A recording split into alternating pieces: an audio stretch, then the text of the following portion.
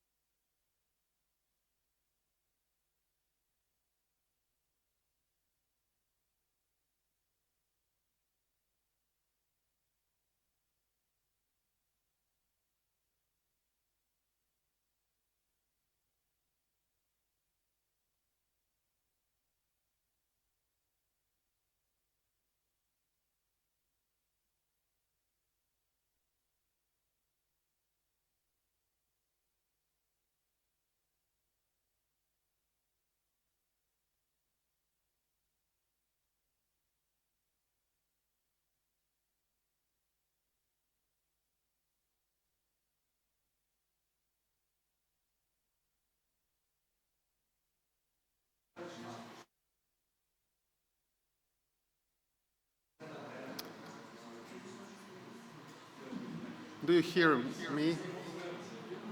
Yes, okay.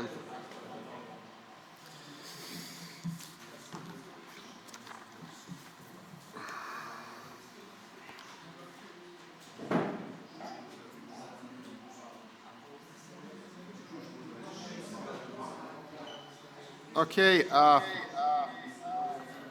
sound, please, in the conference hall.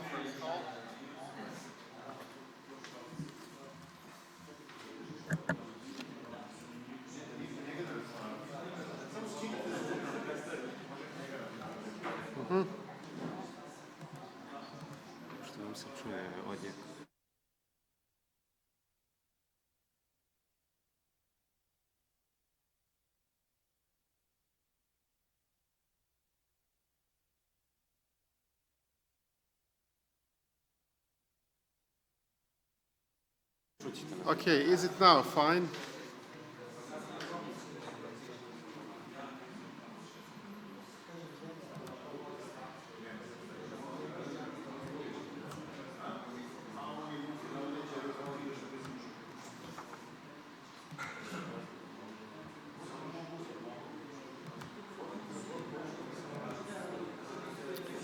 Okay, so you can hear me, thank you. So good morning to everyone here in Belgrade. Good morning to Professor Schmale in Vienna, and good morning to all our colleagues who are following us through Zoom. It is my great honor to open the conference entitled Cultural and Transfer Europe-Serbia, Methodological Issues and Challenges. And this is the first conference within the project entitled Cultural Transfer Europe-Serbia from the 19th till the 21st century, which is realized within the program Ideas that has been supported by the Science Fund of the Republic of Serbia and financed by the World Bank. This project includes 11 scholars from 4 and very soon 5 institutions in Belgrade. And these 4 institutions are the Faculty of Political Science of the University of Belgrade, the Institute of European Studies, the Faculty of Philology, and the Institute for Balkan Studies of the Serbian Academy of Sciences and Arts. It is my great pleasure to introduce Professor Schmale, who will open our conference, and allow me to say a few words from his biography. Although he's already well known in Belgrade because he recently delivered his lecture, a presentation of his latest book. He was for many years full professor of modern and contemporary history at the University of Vienna. He has published on the history of France, Europe, human rights, and masculinities, and edited a number of collections and databases. He has written on digital history, digital humanities. He completed his habilitation in modern and contemporary history at the University of Munich in 1995 and holds a PhD in history from the University of Bochum. He's a member of the Academia Europea and the European Academy of Sciences and Arts. And his books include Geschichte Europas, History of Europe, Geschichte der Männlichkeit in Europa, which is History of Masculinity in Europe. Was wird aus der Europäischen Union Geschichte und Zukunft? What will come out of the European Union, History and Future? And his latest book is entitled, it was published in English, For a Democratic United States of Europe, Freemasons, Human Rights Leagues, Winston S. Churchill, Individual Citizens. But also, Professor Schmale has written a lot on cultural transfer, and together with another author, Espagne, he's one of the 2 leading experts in this field. And it is for this reason that it is of particular importance for us that he's here with us today to deliver an introductory lecture. I should also say that 3 of his books have been translated into Serbian, and 2 on the European Union and the European idea and the history of masculinity. So he's probably the most translated historian from German language area, if I can call it that way. I am particularly great fan of the history of masculinity, and I hope that one day we will be able to present that book here in Belgrade. It's also related to our project because some of the groups mentioned in that book acted as transnational actors in cultural transfer. So basically there are three elements in his work that are relevant for us. The question of Europeanization, which is a co-traveler of the cultural transfer, on which Professor Schmale has written extensively. The question of various minority groups that were bearers of cultural transfer, ethnic, sexual, etc., secret societies, and so on. And finally, the very concept of the cultural transfer. So having all that in mind, we have asked Professor Schmale, and he has really been so kind to accept our call to deliver a lecture entitled, "What is Cultural Transfer?" So Professor Schmale, thank you very much for being with us today, and the floor is yours. Good morning, dear colleagues. Good morning, Slobodan. Thank you very much for the kind invitation to participate in your workshop today and to give some introductory remarks. And first of all, of course, congratulations for the project, and I wish you a lot of success with this interesting project. Now I try to share the screen with my PowerPoint.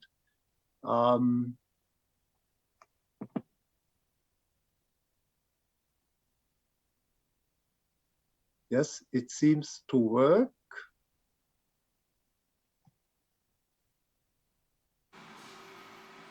Okay, could you please give me feedback whether you can see it? Everything, it's perfect. Okay, so I start, as you see, it's a very simply structure with two parts. I start with general considerations concerning cultural transfer, a little bit historiography of this research fields. Then I switch to practice of cultural transfer research. And in the second part, I will have a look on cultural transfer in a macro historical context. And finally, I very briefly present a case study concerning the 18th and 19th century multi-directional cultural transfers in Europe. I think this could be helpful for discussion about the Serbian case, the Yugoslavian case, which is in the center of your research project. Cultural transfer as a scientific concept was developed specifically in the 1980s. The two specialists in German studies, Michel Espagne and Michael Werner, who taught in Paris, were the driving force behind this development. Cultural transfer quickly became a well-known concept in international research. However, soon other concepts derived from it, such as cultural exchange or cultural translation, came to the fore. Other concepts are actor-oriented, for example, around the cultural passer, or in French, passeur, the cultural broker, the cultural translator, or cultural mediator in general. The concept of métissage, or creolization, on the other hand, was included by Michel Espagne from the beginning. Cultural transfer as a concept had to be distinguished from other concepts such as influence, reception, or acculturation and assimilation. You see the list on the slide. Other concepts such as diffusion and contagion, which are particularly widespread in ethnology and anthropology, have hardly gained a foothold in the cultural transfer discussion. This could have to do with the fact that in cultural transfer research, concrete actors are always identified, whereas diffusion and contagion seem like auxiliary constructs. These two concepts were used more in research on the early history of human societies, where often only the fact of a cultural material diffusion can be established, but not how and by whom it was done. Even more concepts are discussed and used in research: imagology, transmission, reference systems, citation systems, cultural contact, and I think furthermore. Cultural transfer is a good umbrella term. I will dissect both terms, culture and transfer, in order to look at them more closely. With regard to transfer, however, it should be noted here in the context of the list of available scientific concepts that these all concerns conscious activities or events, with the exception of diffusion and contagion. What happens in the process can be well characterized in a general way with transfer as an umbrella term. The actual impetus for cultural transfer research has been gained since the mid-1980s through research on French, German, and German-French cultural transfer. In terms of research history, the work was deepened only early on by the study of French-Saxon transfers in Saxony. The temporal core of the research was the second half of the 18th century to the first half of the 20th century, an era closely connected with the development of nation-state cultures. Cultural transfer research expanded rapidly. There were works on cultural transfer in antiquity and the Middle Ages and in non-European cultures. In the latter context, concepts such as cultural exchange, cultural translation, or, and I quote a book title, "The Brokered World," increasingly appeared. Inherent in both aspects, France, Germany, Germany, France, and nation-state culture, is a research in social-political relevance. The comprehensive study of cultural transfers between two nations that were understood by part of the political classes and part of the population as hereditary enemies, and that stood for two different models of nation statehood and nation's culture, is inevitably social-politically relevant. When it is shown how transfers from French culture change German culture or a regional culture such as Saxon culture, and vice versa, when it is shown that what is supposedly German or French is actually a cultural métissage that contradicts the very narrow exclusive notion of national culture in the 19th century and the first half of the 20th century, then it is socially and politically relevant. And I insist a little bit on this aspect because what we do in research is socially and politically relevant. It's not neutral. We have a message to transport into the public. Such research supports the dissolution of any notion of national borders. In the specific Franco-German case, this cannot be detached from the background of political reconciliation since the 1950s. Of course, the relevant cultural transfer research has not taken on the role of an auxiliary to reconciliation, but to prove the métissage character of supposed national cultures, especially for the high times of nationalism. This means a strong cultural studies argument in favor of cultural, social, political, and economic processes of demarcation, including politically willed processes of demarcation. This original research setting certainly also proves useful for researching cultural transfers between Serbia or Yugoslavia and Europe in quotation marks. In your project, you assume Europeanization as the result, although of course it remains open how far or short Europeanization extends. What needs to be discussed is which Europe is taken as a basis, or the fundamental question must be asked whether we are dealing with Serbia and Europe, or rather with Serbia and France, Serbia and Russia, Serbia and Germany, etc. Europeanization would be the result of countless crossover cultural transfers. In the second part of the lecture, I will present a case study which exposes the problem of multi-directional transfers with regard to Europe in the 18th and 19th century. With this in mind, other concepts such as histoire croisée or entangled history, or even intercultural history have been developed. These concepts aim at the result that emerges when numerous cultural transfers are carried out over a certain period of time, usually several decades.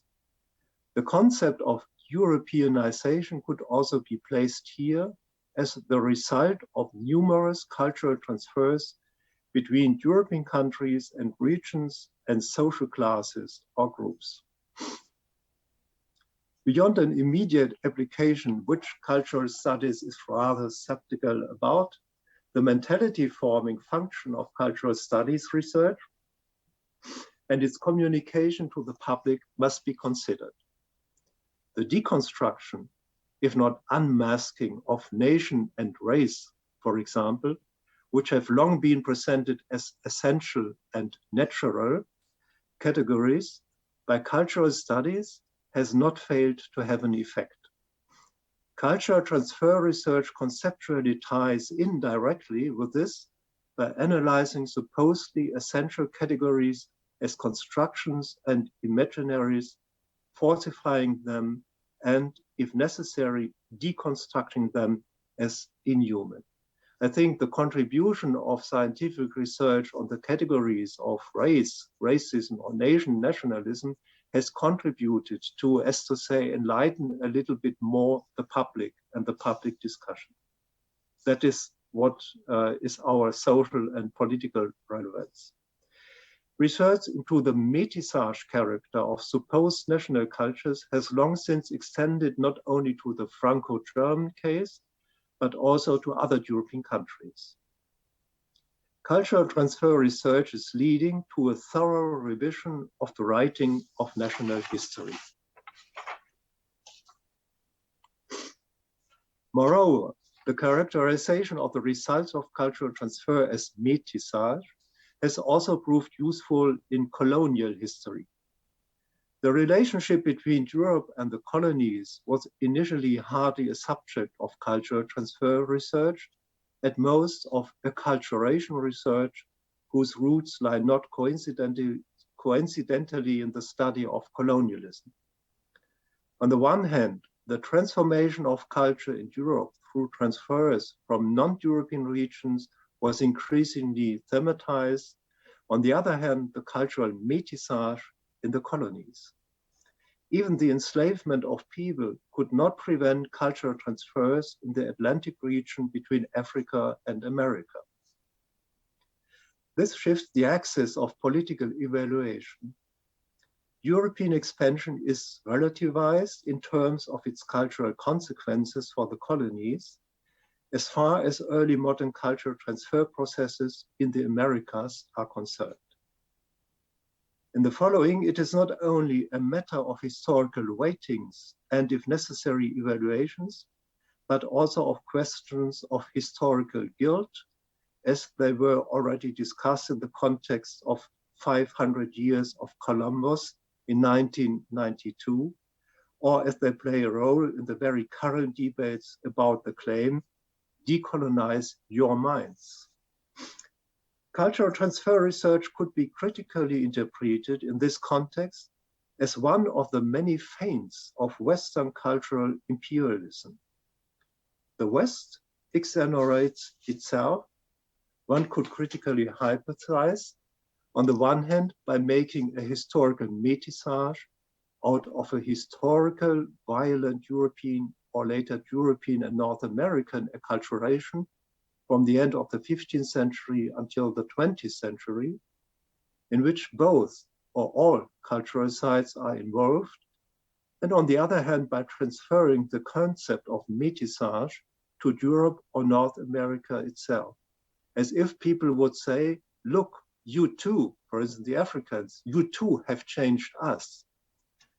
The counter-thesis is that the view of cultural hierarchical superiority inherited from colonialism, imperialism, and even still decolonization is being discarded, and the realization is gaining ground that the supposedly superior European and North American cultures had not been so superior, that certain achievements could not be made out of themselves, but only on the basis of cultural transfers to Europe or North America, and that the implicit or explicit culturally hierarchical evaluations were not objective standards, not objective European or North American standards, as they had been since the late Enlightenment, but instruments of epistemological distortion.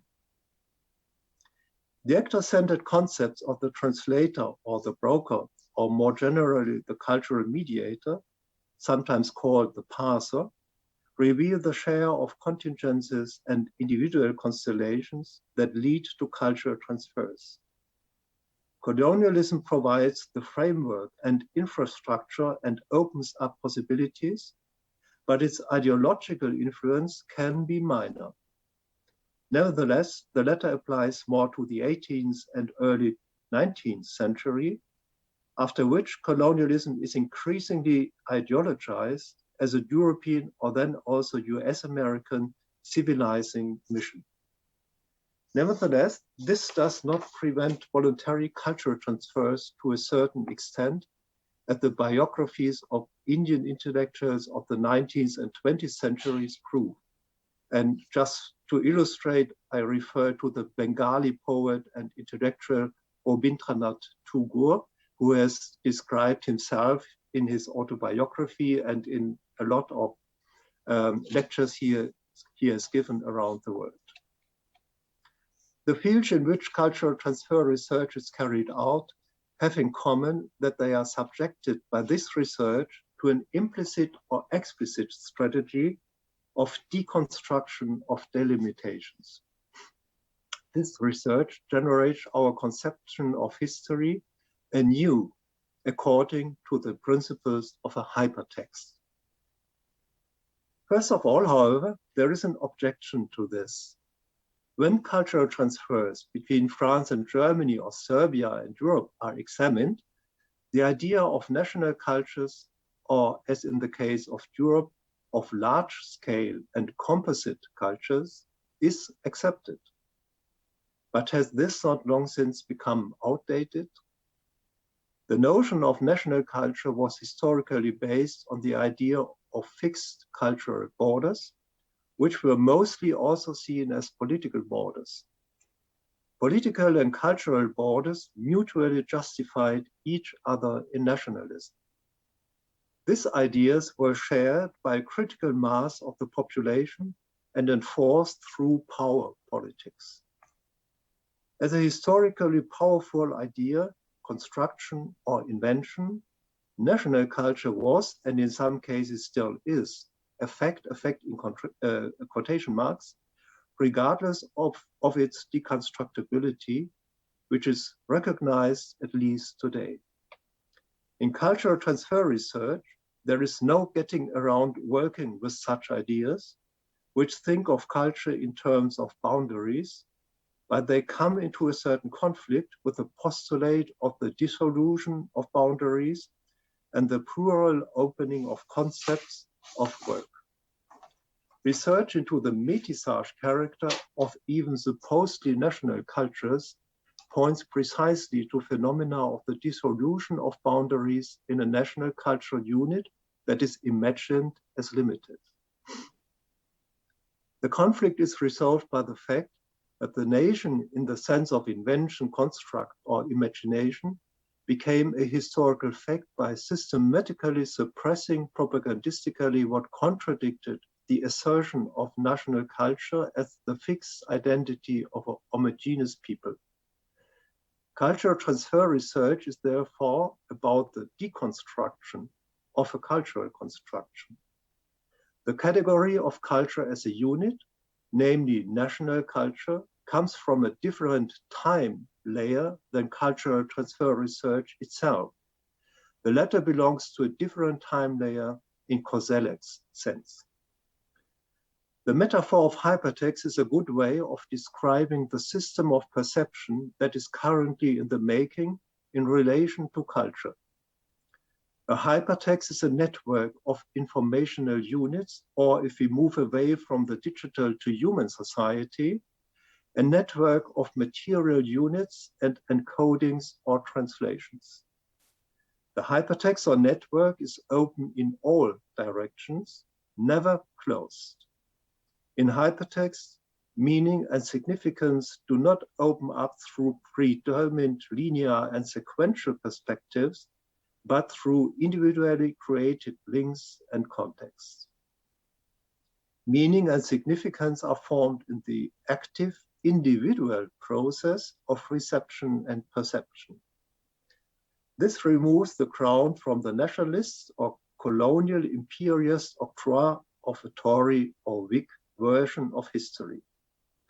Of course, this only succeeds if research can develop freely and unfold freely into the public.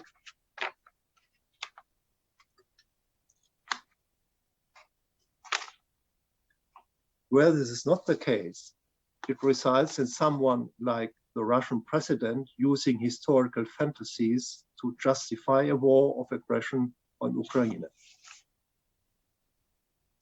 Let us turn to cultural transfer research in practice.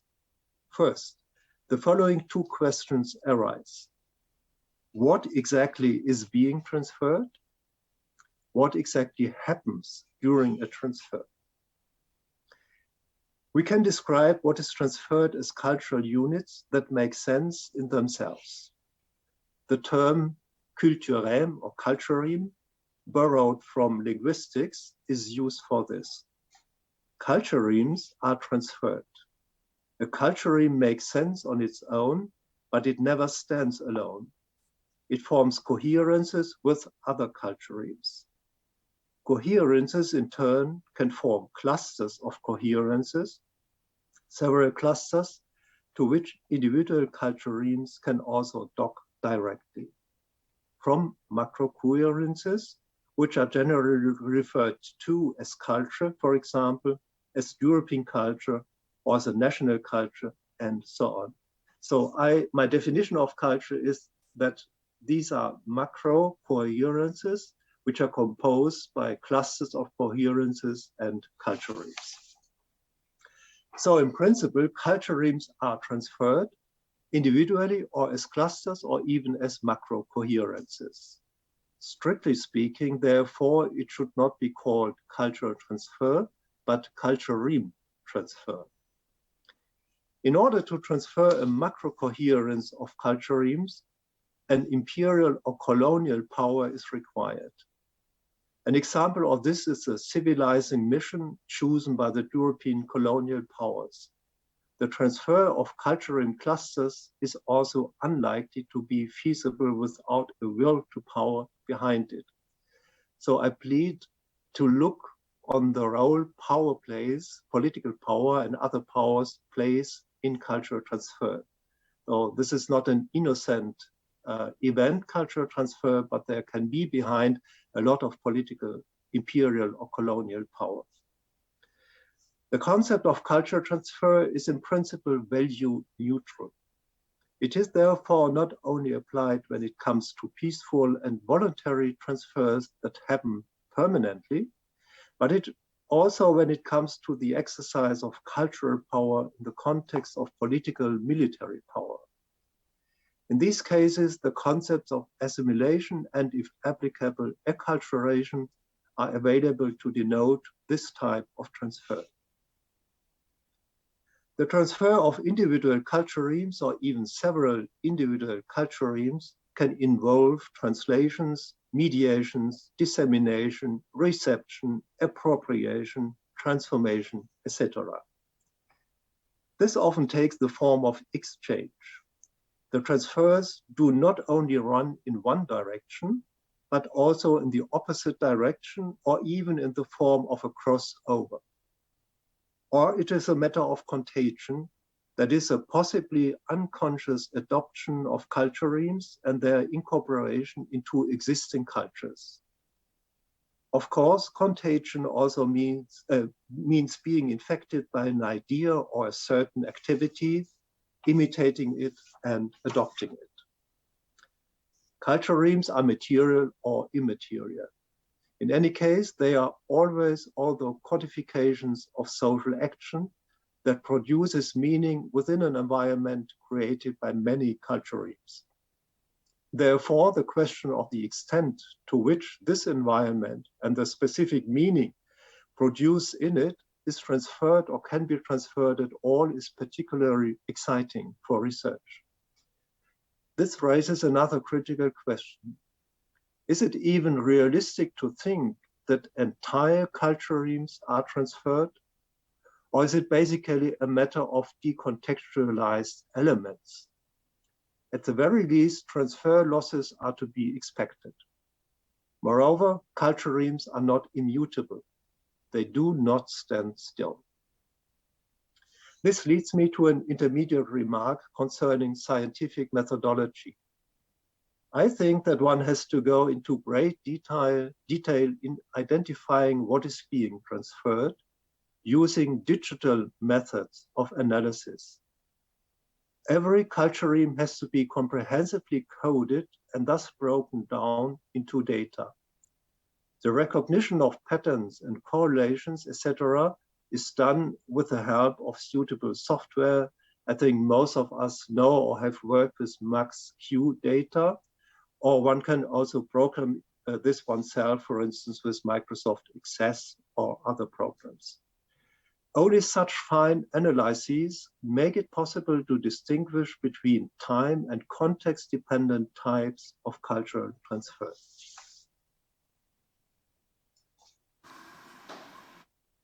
Now I switch to the second and shorter part. In a further step, I would now like to suggest that we link the concept of cultural transfer with macro history, that is transnational, European, transcontinental, or global history. Cultural transfers lead to a result that is called métissage or creolization, hybridization, hybridity, Europeanization or Europeanness, Americanization, globalization or globality, etc. We must also ask whether the processes of cultural transfers always take place in the same way in every epoch or not. For this, I will use a case study which is about making Europeanness through multidirectional transfers in 18th and 19th century Europe, and the principles of such multidirectional transfers could probably be applied to transfers between Serbia or Yugoslavia and Europe. So the intention of this second part of the lecture is less to discuss the mentioned concrete transfers, I will give some examples of course, but how multidirectional transfers can work in a limited period of history. The history of cultural transfers in early modern Europe is characterized by the emergence of macro-historical game changers. The first has been Renaissance Italy, the Italian model as it was called by Fernand Braudel. The second was the French model under King Louis XIV, known as l'Europe française. Both models brought in innumerable innovations. The third macro-historical game changer was Russia. It did not bring in innovations, but created a huge demand for cultural transfers into the empire. Import, not export. I start with the third macro-historical period seen from the cultural transfer perspective. This covers the beginning of that historical period, which will be yours in your research project about cultural transfers between Europe and Serbia, Yugoslavia, since the late 18th and the 19th centuries. It would be interesting to discuss how and to what extent Serbia entered the game I'm going to describe now. I presume that some of the following lectures in the afternoon will enlighten this. Around 1700, the Russia of the Tsar and the aristocracy discovered Europe, and Europe with a slight delay discovered Russia. Leaving aside the cultural context prior to 1700, these reciprocal discoveries coincided with the cultural reign of the French model, which succeeded to the Prodelian Italian model. Throughout the 18th century, Russia, still in the restricted sense of St. Petersburg aristocratic Russia and to a lesser extent Moscow aristocratic Russia, was interested in the French model, but also in England, Germany, the Netherlands, and Italy. For all kinds of cultural mediators from these countries, Russia offered the spectacle of a cultural market where everything seemed possible. It was a labor market characterized by the demand for highly qualified or specialized labor, a market that was open to technicians as well as philosophers, artists, as well as theater groups, military men, as well as adventurers. French civilization had a double function. On the one hand, it brought many cultural elements which were transferred to the Russian aristocratic and to a lesser extent bourgeois culture. On the other hand, it functioned as a means of transport for any cultural transfers. The preferred means of transport was the French language. When, for instance, Catherine II became interested in Cesare Beccaria and his Dei delitti e delle pene, she read it in the French translation, not in Italian. In Russia in the 19th century, the idea of Germany was largely based on the famous book De l'Allemagne by Germain de Stael. The same applies to France in the 19th century, which learned about Germany primarily through Madame de Stael's book. From another perspective, Italy became acquainted with Russian literature through French translations. But it's not only about language itself. There are other languages, such as those of fashion, gesture, and the body, which are inspired by French practices and serve to translate or encode the habitus adopted by a particular character to mark a particular social distinction. French and French civilization were never the only cultural models in Russia. There is a strong presence of German and German civilization. England provided model solutions, and Italy remained an important cultural reference. The modernizing consciousness bequeathed by Tsar Peter I to the Tsarinas and the Tsars who succeeded him until Catherine II, the desire to Europeanize the country grants the cultural choices. Where England seems to be perfect, the cultural transfer becomes English. Where Germany seems to be successful, the transfer and the mediators are German. Where France fulfills the function of the cultural model, the transfers are French. What is transferred is not different from the cultural transfers practiced in other European countries. Everywhere it is English landscape architecture. Everywhere it is the Italian opera that works as the reference. However, the choices are not always the same because those who choose, because the mediators or the social backgrounds of the mediators are different. England is a reference model for all those who want more social equality. In France, this is of interest to the mediating circles of the philosophers, the bourgeoisie, and the liberal nobility. It goes without saying that the St. Petersburg and Moscow aristocracy is not inspired by the English egalitarian model. It entered through the back door, through the writings of Montesquieu, D'Alembert, Diderot, the Encyclopédie, of which about 500 articles were translated into Russian, Voltaire, and other philosophers known and read in Russia. Most of these authors contributed to the idealization of the English constitution, which they made famous despite the methodological aspect of this story of the expansion of a constitution that was pretended rather than real. Throughout the 18th century, the practice of cultural transfers between France, Italy, Germany, and Russia remained asymmetrical. Russia received much and gave little. The interest that Western Europe and Germanic Central Europe were willing to show in this country was part of the modernization and Europeanization of the country, a perspective chosen by Russia itself. The presence of Russian students in France and Germany, of Russian artists in Italy, of Russian aristocrats everywhere is not negligible, but these people are there to be trained in the host culture and to return with this training to Russia. Back in St. Petersburg, Moscow, or in some provincial cities, they become cultural mediators, joining the French, the Germans, the few Italians, and the few English who live in Russia or who travel to this country. Abroad, they contribute to the construction of a certain image, to a better knowledge of Russia, which is not insignificant because they help to anchor Russia in the European memory and in the notion of Europeanness. In French, Italian, and German Europe, Russia was freed from the stigma of orthodoxy, a stigma that equated with paganism in the 16th and 17th century. What actually happens with Russia in the 21st century seems to be the exact contrary, because the results of centuries of cultural transfers and exchanges are going to be reversed.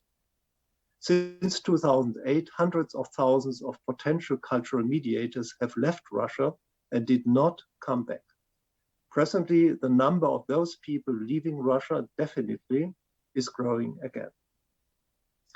The example teaches us that it is not sufficient to look on successful transfers, but that reversements are possible. The same type of question must be raised with regard to Serbia, the present United Kingdom. Think about Brexit, which is not only a political or economic event, but also a cultural Brexit.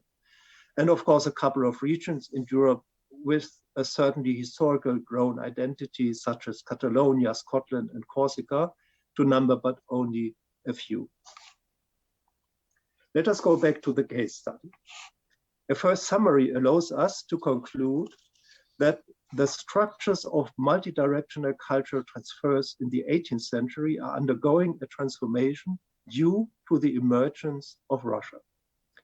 Everywhere, cultural transfers serve the needs of modernization, political, social, and economic change. The process of modernization and change is framed by the nationalization of territory and political space, as well as cultural space.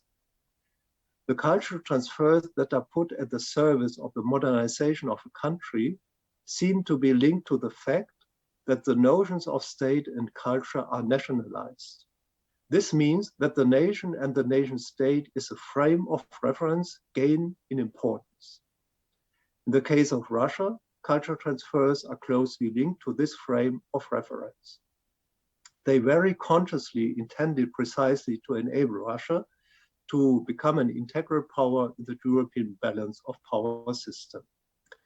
Cultural transfers are not only carried out in the field of material or ideal exchanges, but also in the field of intercultural European memory. The Napoleonic era has a long history in European memory. The war against Russia in 1812 occupies a prominent place. It mobilized more than 1.4 million soldiers, 650,000 on the side of the French and their allies, 750,000 on the side of the Russians and their allies. By December 1812, 900,000 soldiers had died. The loss of civilian life is not included in this figure. This war has occupied the memory of the survivors to a hitherto unknown extent for more than a century. There are countless historical, literary, and artistic works, as well as memoirs, diaries, letters, accounts, and stories from the participants which were published successively throughout the 19th and early 20th centuries. The publication of these personal accounts continues. Klaus Scharf, a German scholar who has taken stock of this phenomenon, notes that the story of the War of 1812 was about to be told at all social levels and wherever people lived who had participated directly or indirectly through a familiar member in the war. The children of the warriors of 1812, their grandchildren or their heroes kept the stories alive, if not the veterans' societies. They were told in a national as well as in a European context. Debates, translations, and historical research knew no borders. The burning of Moscow, the defeat of the Grand Army, the return of only 30,000 soldiers provided the symbols that were necessary for the construction of a common but controversial European memory. Nearly the same was reproduced after the First and the Second World War, and presently Ukraine builds a Europeanized war memory with long-term negative consequences for Russia. The integration of Russia into the common memory of the extraordinary experience of 1812 shared by the peoples of Europe and its leaders helped to prepare the success of the Russian idea of establishing a holy alliance, which was proposed to the princes of Europe after the final defeat of Napoleon I. Even though the European powers became wary of the Holy Alliance a few years later, the Holy Alliance as an idea and the beginning of a political practice can be seen as part of the evolution of the system of pentarchy, of which Russia was one of the unshakable foundation. Now, this is one of the outcomes and outreaches of 1 century of cultural transfers, including Russia in the European era. A century of cultural transfers to Russia, so, and the presence of a Europeanized Russia were enough to integrate this country into the European system of cultural transfers. In the 19th century, Russia became one of the donor countries in this system. This is true on the political level as well as on the literary, musical, or artistic level. And what would Europe be like in the 19th century without the omnipresence of the aristocracy, the bourgeoisie, Russian poets and writers, painters, composers, and many others in the high places of European society? More than ever in the 19th century, Europeanism knows its fiefdoms. In other words, Europeanness, being the product of multiple cultural transfers, is made in Capri, Geneva, Nice, London, Paris, Karlsbad, Baden-Baden, Moscow, St. Petersburg, Odessa, and in the late 19th century, Belgrade, etc. In terms of Europeanness, cultural transfers have their own meeting places. The unity of style and the simultaneity of cultural, social, and economic transformations signal the perfection of the system of cultural transfers. In the 19th century, the system of cultural transfers operates on multiple levels. Traditional means persist, such as the transformation of one's own national culture with the help of transfers from another national culture. The mixture of transfers persists. In one country, there are almost always simultaneous transfers from several cultures at the same time. New cultural references arise or are constructed. This is the case in Greece.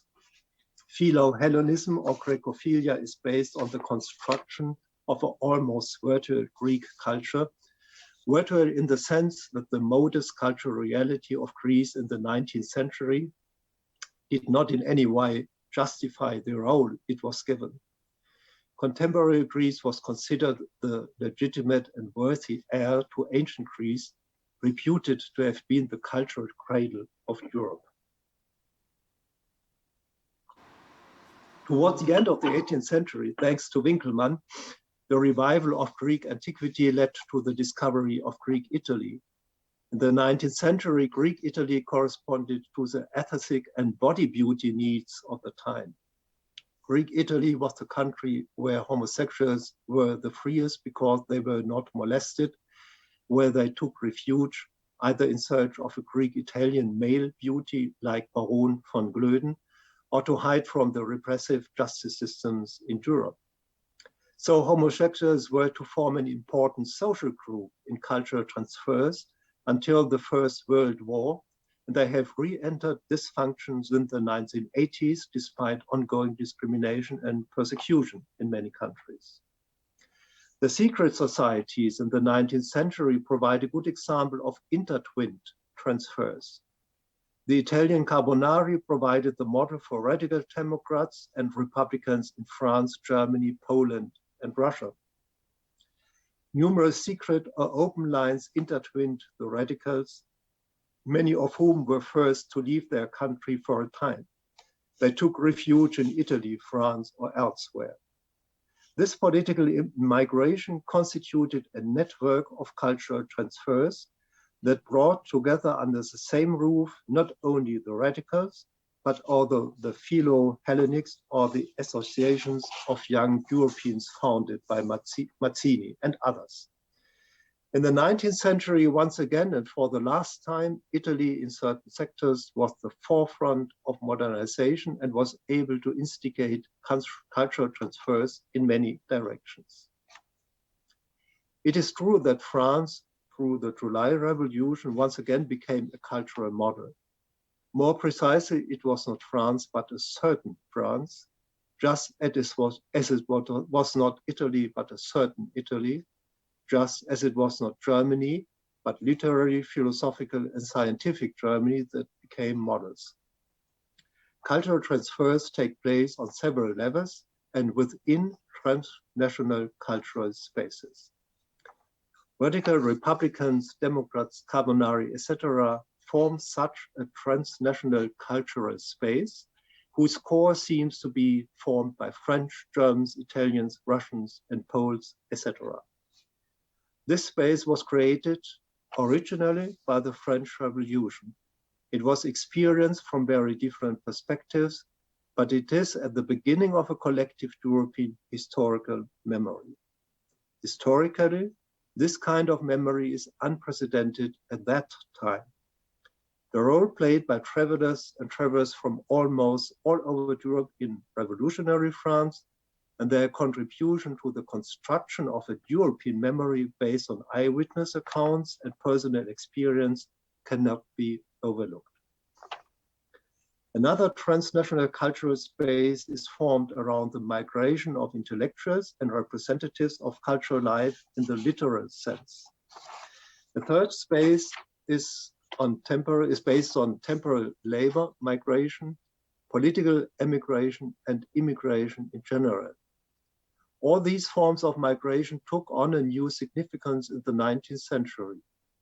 Jewish migration forms a specific transnational example that goes far beyond a narrow framework of cultural transfers. Now I come to the end. I have spoken of a system of cultural transfers in the 19th century. Well, a system. This refers to a presumed density of transfers between certain cultural spaces of a national or pre-national character.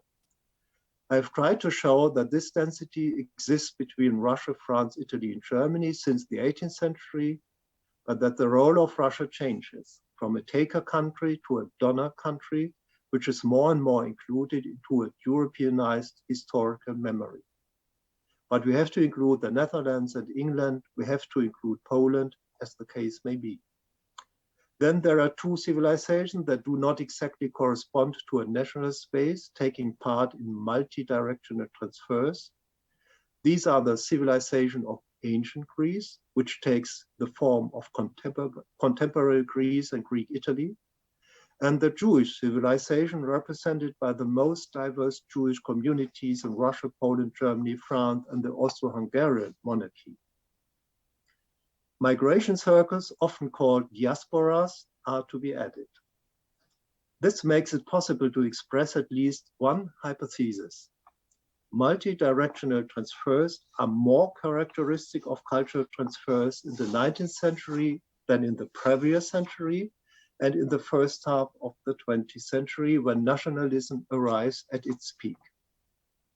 To finish, we should discuss the position of Serbia and later Yugoslavia in the European system of cultural transfers, and we must ask whether this system continues to exist in the 20th century. And of course, I would like, if you go to challenge my notion of a cultural transfer system, maybe this is an imagination or cultural construction from my side, but does not correspond to historic reality. Thank you for your attention. I have been a little bit long, but I hope it was interesting and gives matter for discussion.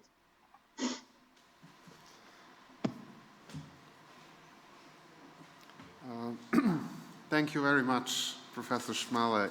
This is really an excellent introduction, and you have given us a lot of tasks. We will have to go through this text many times to try to synchronize some of your suggestions and some of our original models, because there are really many ideas that obviously could be implemented.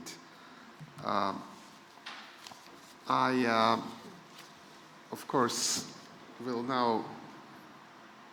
not misuse my role as the chairperson to ask the first question, so I will give a possibility to our colleagues who are present to put questions, but also I have already sent a chat, but now can repeat it. Those of our colleagues who are present online, they may put also questions, their questions by using chat. So there are both possibilities. So do we have questions immediately here, or should I be the first to ask?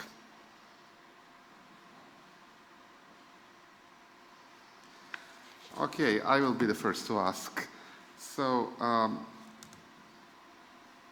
well, I'm very much interested. This is one of our dilemmas. This transfer looks in the way, as you have described, as a top-down approach. Basically, it's transferred through elites. It started with the literary criticism, and experts in literary history basically showed how cultural transfer works in transferring certain literary models from one country to another. But then, in Serbia's case, of the Principality of Serbia, there is essentially a very egalitarian society originally, when the state emerged. It's almost classless at the very beginning. And so to basically measure the level of cultural transfer, we needed to analyze essentially an illiterate society, which is not very different than if we had a task to analyze an African or Asian or American traditional society. It's very different with Hungarian Serbs, of course. They participate, it will be discussed later today, very actively in enlightenment and everything else. So, how to reach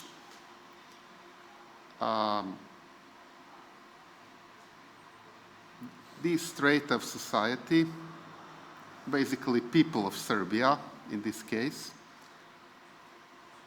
peasant society, pastoralist very much, not even agriculturalist originally, which has its own oral traditions, of which some were recorded. So we need to take travelogues, which are not impartial. We need to take those sources that we have. So basically we are faced with a very specific case of free systems, Serbs living in the Habsburg Empire, Serbs living in egalitarian society, and Serbs living in the Ottoman Empire, again, as a subsystem, which again was very egalitarian. So this is a general problem, not only for Serbia. This is the problem for all societies that received cultural transfer very actively in the 19th century, but at least in the early phases were very illiterate. So we need to basically use, in a way, like colonial descriptions, and even descriptions of Hungarian Serbs are not very different from being colonial when they write about Serbs in Serbia. So we have a lot of those traps that you mentioned of a different kind. So I was just thinking, writing about yourself about cultural transfer, and you particularly wrote about the Jewish cultural transfers, the cultural transfer done by Jewish groups or that they themselves received. Did you face this problem of how cultural transfer affected those parts of society that have not left us sufficient amount of sources to detect them properly?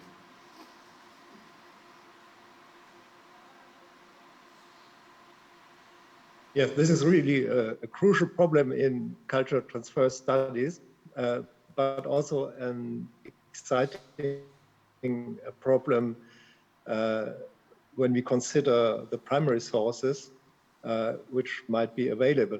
I remember that one of the first books Michel Espana has published, he called it Bordeaux Baltique. And so he looked on cultural transfers done sometimes unconsciously by housemates from the Baltic regions, which ordinarily were taken by the families which had become rich through sea trade to Bordeaux.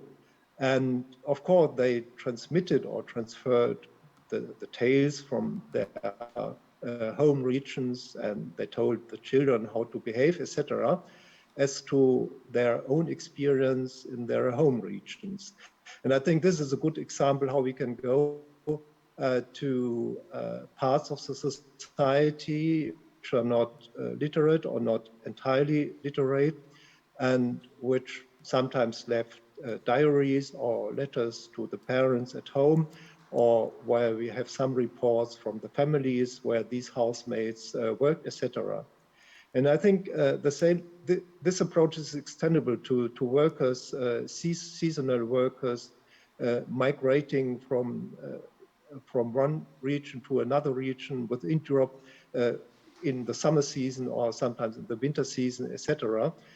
There are primary sources which we should take into consideration. We should look for them. It's not as easy as in looking printed sources and published sources, of which I quoted some. This is right. This was more to make it understandable, because when you explain the concepts behind the cultural transfer research, it seems often very abstract, but at least we are looking on practices in societies and practices of individual peoples. So I'm optimistic that, of course, in Serbia, you will have such primary sources you need for the extension to popular parts of the society. Okay, thank you.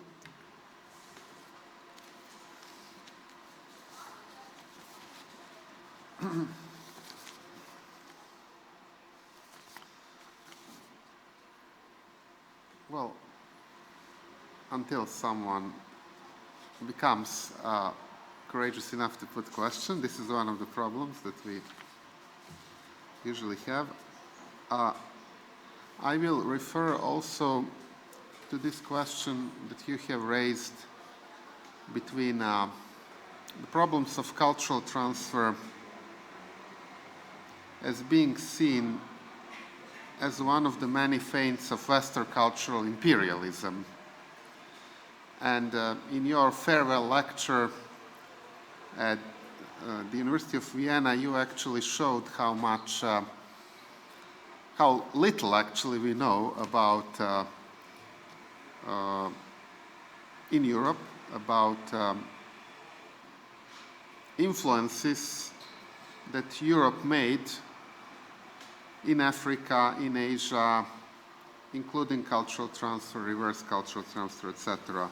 So what is your current opinion on the relation between cultural transfer and Western cultural imperialism?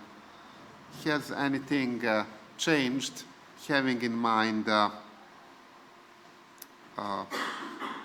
this current new focus on decolonizing our minds, on Black Lives Matter and other movements in the world? Have you become more critical of the concept of cultural transfer in that context, or perhaps you see it in a bit different mood than originally when you started dealing with that several decades ago? I think we must look on power in cultural transfer, or power behind cultural transfer. In the colonial context, of course, one could say at least the period of the so-called civilizing mission, this is a period of powerful acculturation and assimilation, or a tentative to do so. So one can make clear that there is a political will and power behind it. So it's not innocent what's happened there. I must emphasize this when we look back to the historiography of cultural transfer. So in the beginning, it was a very positive approach, because it deconstructed the pretended national character of cultures in Europe, for instance. So the exchange between these regions leads to the hypothesis that national cultures are not really national, but they are métissage cultures. So this helps to deconstruct nationalism. This is a positive aspect and the relevance in society and politics of cultural research studies.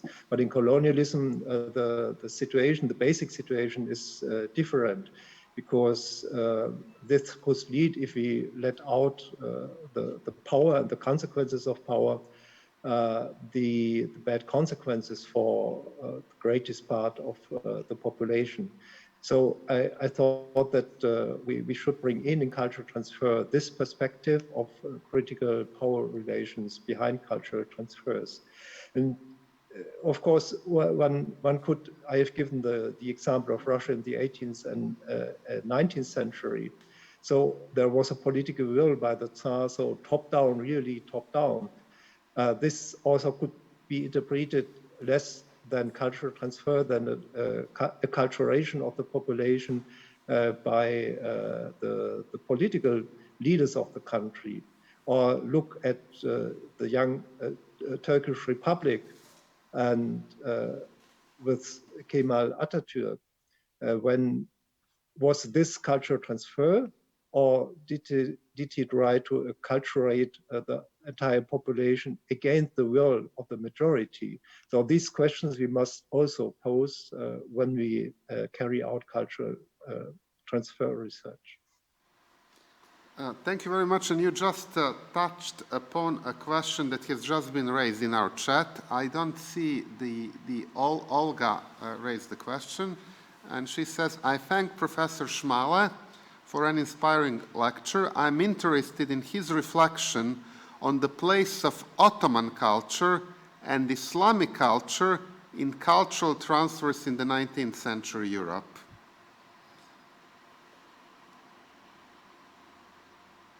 Yeah, this is really a fascinating question.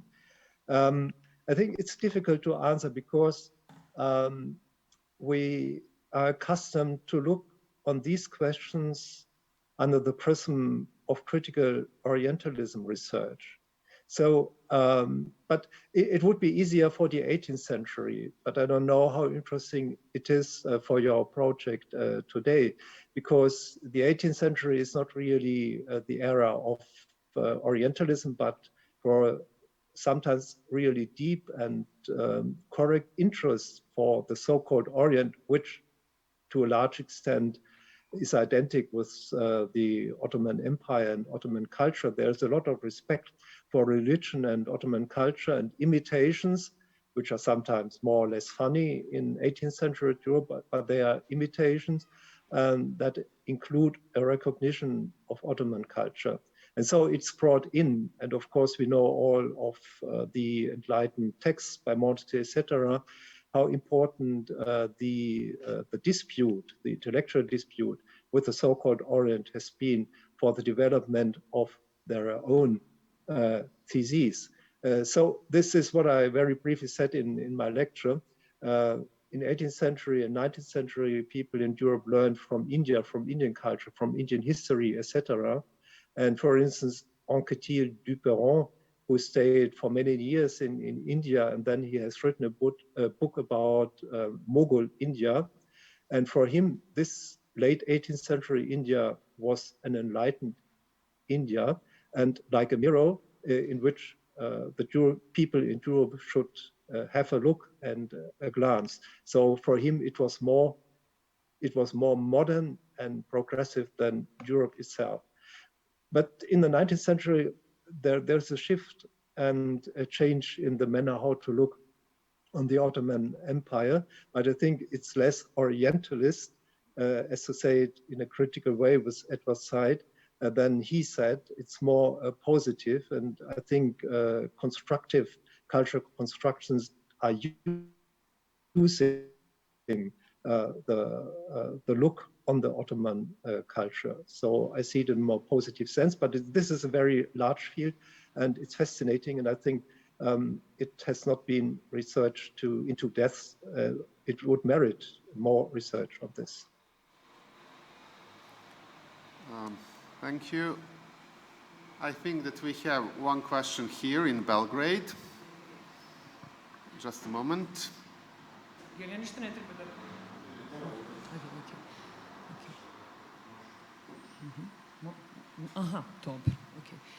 Thank you, Professor Schmale, for the very interesting and inspiring lecture. I just would like to ask you or discuss with you just about issue about feminism and feminist controversies in a feminist history, maybe like 10 years ago, which started at the US with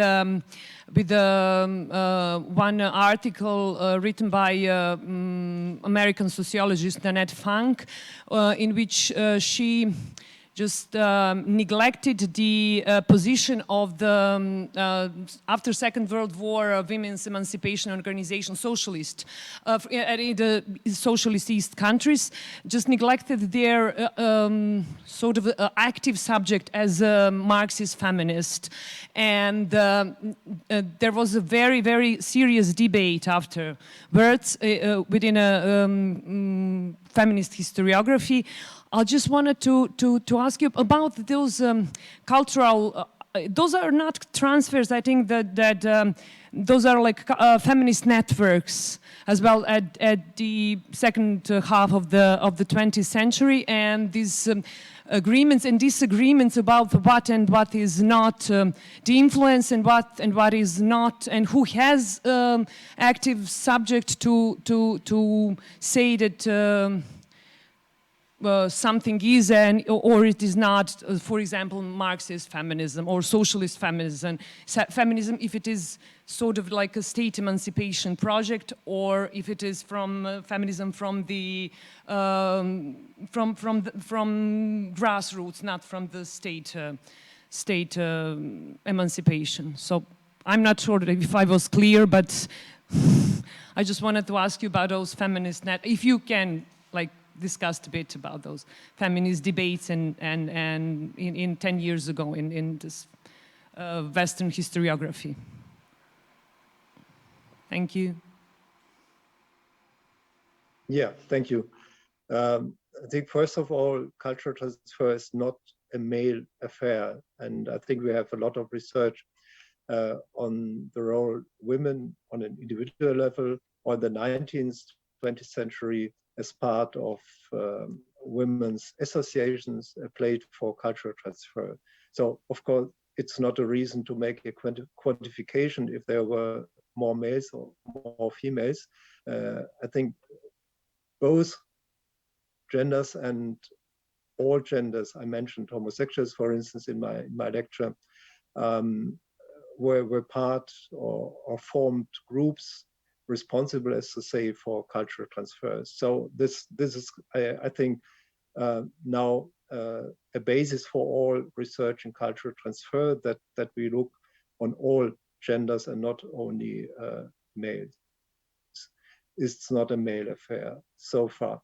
Then I think, of course, we should discuss about some definitions.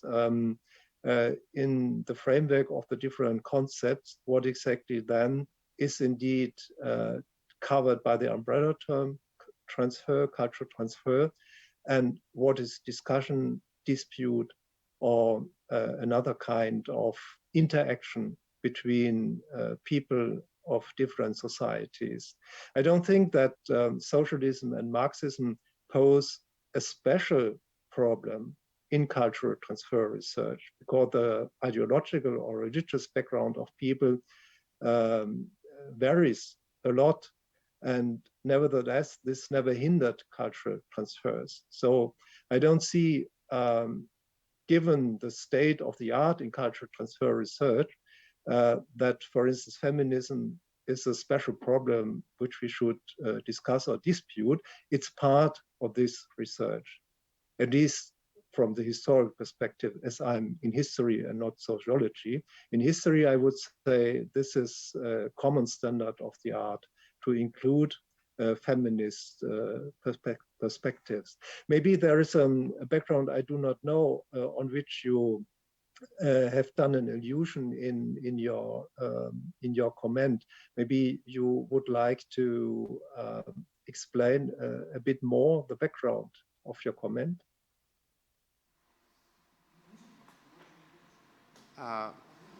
Yes, apparently they in that part of the conference call they didn't hear you properly. So Professor Schmala asked if you could provide more details on the background of your comment, if I understood well.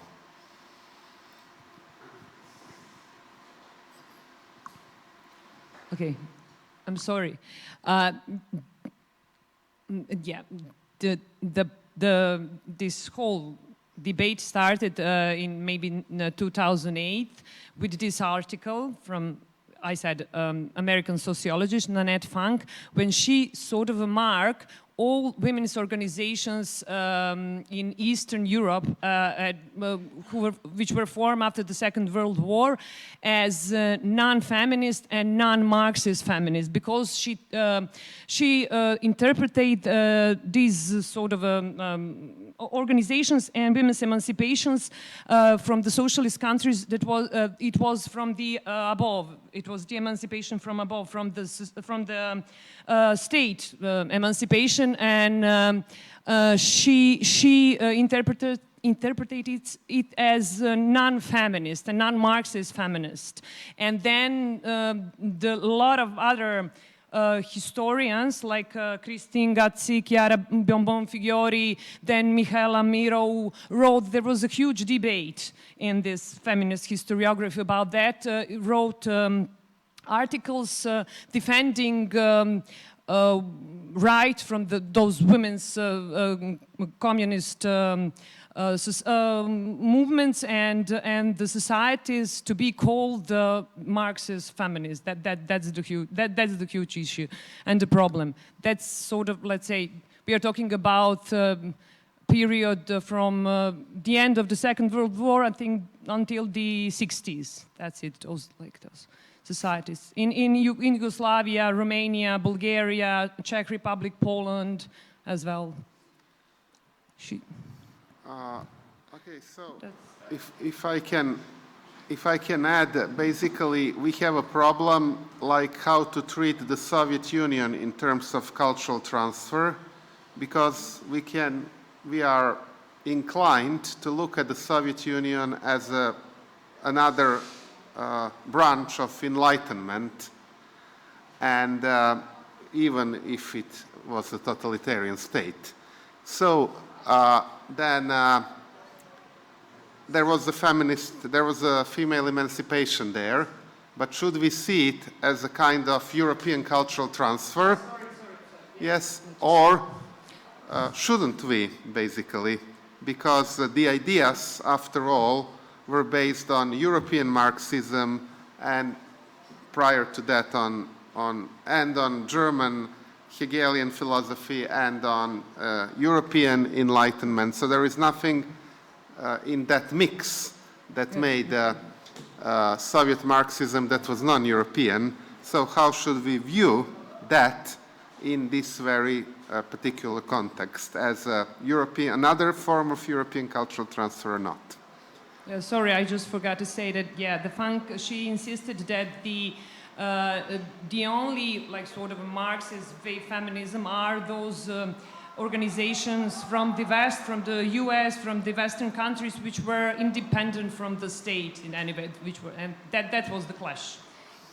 Whether this Soviet model of the state women's emancipation can be considered as a Marxist feminism, or just those forms of the Western models of the Marxist feminism should be considered as one which are, and the organizations as well, as one which are the Marxist feminist organizations. That's what the clash, and still now is in history. Okay. I think maybe now it's a little bit clearer more.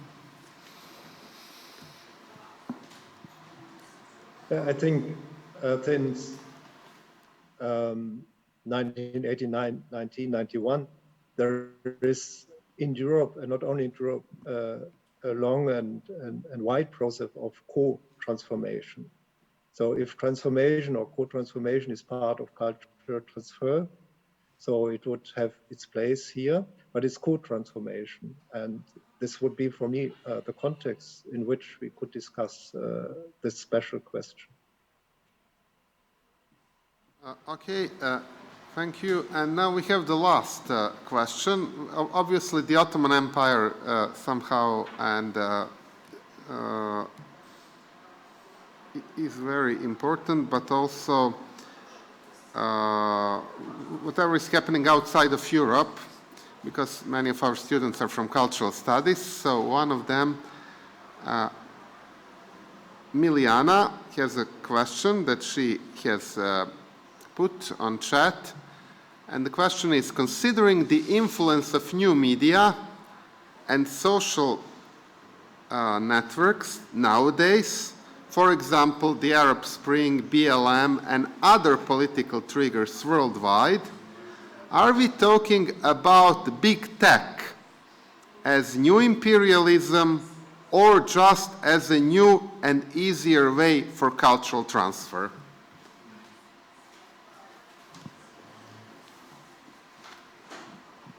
Yeah, very good question, very good question. I just wondering whether now in 2022 or even 2011, the era of the Arab Spring, it's appropriate to speak about cultural transfer. So I read some studies about the use in argumentation of Voltaire and other French philosophers of the Enlightenment, because of course there are a lot of texts and sentences which you can object to authoritarian or totalitarian regimes. This works since the 18th century in every region of the world. But is this cultural transfer? I have my doubts about the fact whether cultural transfer as a concept is appropriate in our century. But this is really a fascinating question. So my answer would be no, it's not cultural transfer, it's something other today. And we have the final question. It comes from Köln, from our colleague, Dr. Dragana Grbić. And her question is, Professor Šmale, thank you very much for your detailed and very inspiring lecture.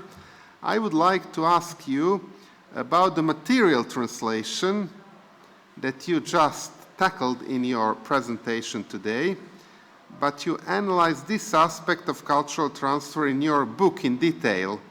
As an illustrative example, there you mentioned the transfer of relics and other similar religious objects, especially during the Crusades, as a matter of cultural transfer. If we speak about the early modern period and missionary works, do you think that we could differ types of cultural transfers among different Christian confessions, or is it more likely that it is one common type of transferring? So, do you think that we could differ types of cultural transfers among different Christian connections or confessions, or is it more likely that it's one common type of transferring, irrespective of which confession it was about? Speaking about early modern period and missionary works. Yeah, I think it's difficult. So I would say in the 18th century there are more differences between dissenters, Protestants, and Catholic missionaries and missionary societies. And the 19th century, it seems to me it's more similar between the various Christian tendencies, and to which we should count Orthodox missionaries too. I think it becomes more different because they serve their empire or the imperial goals of their nation state. In the 18th century, or in the early modern period, 16th, 17th century, it's not so directly linked to the monarchy alone, but to faith in God in a very general sense, which gives some abstraction from the political power. This disappears in the 19th century. But of course, if we look to Asia in several in a certain period, the spreading of Buddhism, etc. How did this work? I think there could be very interesting points when comparing these religions with the behavior of Christian missionaries. So I would take it wider, your problem. Thank you, Professor Šmale. I just now see that the first question that was about the Ottoman Empire was from our colleague Olga Manojlović, so I'm sorry I didn't see her name. So thank you for all of this. We have one new message. No, it's just a thank you note from Dragana Grbić to you. I should say that we will publish some sort of publication at the end. But in the meantime, Professor Šmale has sent essentially notes, basically, of the lecture. So are we free to disseminate them between participants of the conference? Because I think that they will clarify what your ideas about cultural transfer are and will be more than useful and used in our project if we are allowed to do that. The notes are not complete, so give me 2 days that I can add some informations, and then of course you can distribute it. But you should not use it outside the workshop participants. More than 2 days, as many days as you like. We will then just share your presentation for the time being. So we will not send notes, just your presentation, which was anyway seen. Okay. Thank you very much, Professor. Yeah, no problem. Thank you very much, Professor Schmal. I really think this will be of exceptional importance for us, and you have really raised so many questions that we could now organize another conference just dealing with the questions that you have raised. And thank you also for giving this case study of Russia that certainly to a very large degree may be useful for us, and also for your efforts to connect theoretical aspect with concrete examples. And of course, these culture reams, we will need to deal more and to be focused more on this in our future way of how to approach cultural transfer. So thank you very much for all of this.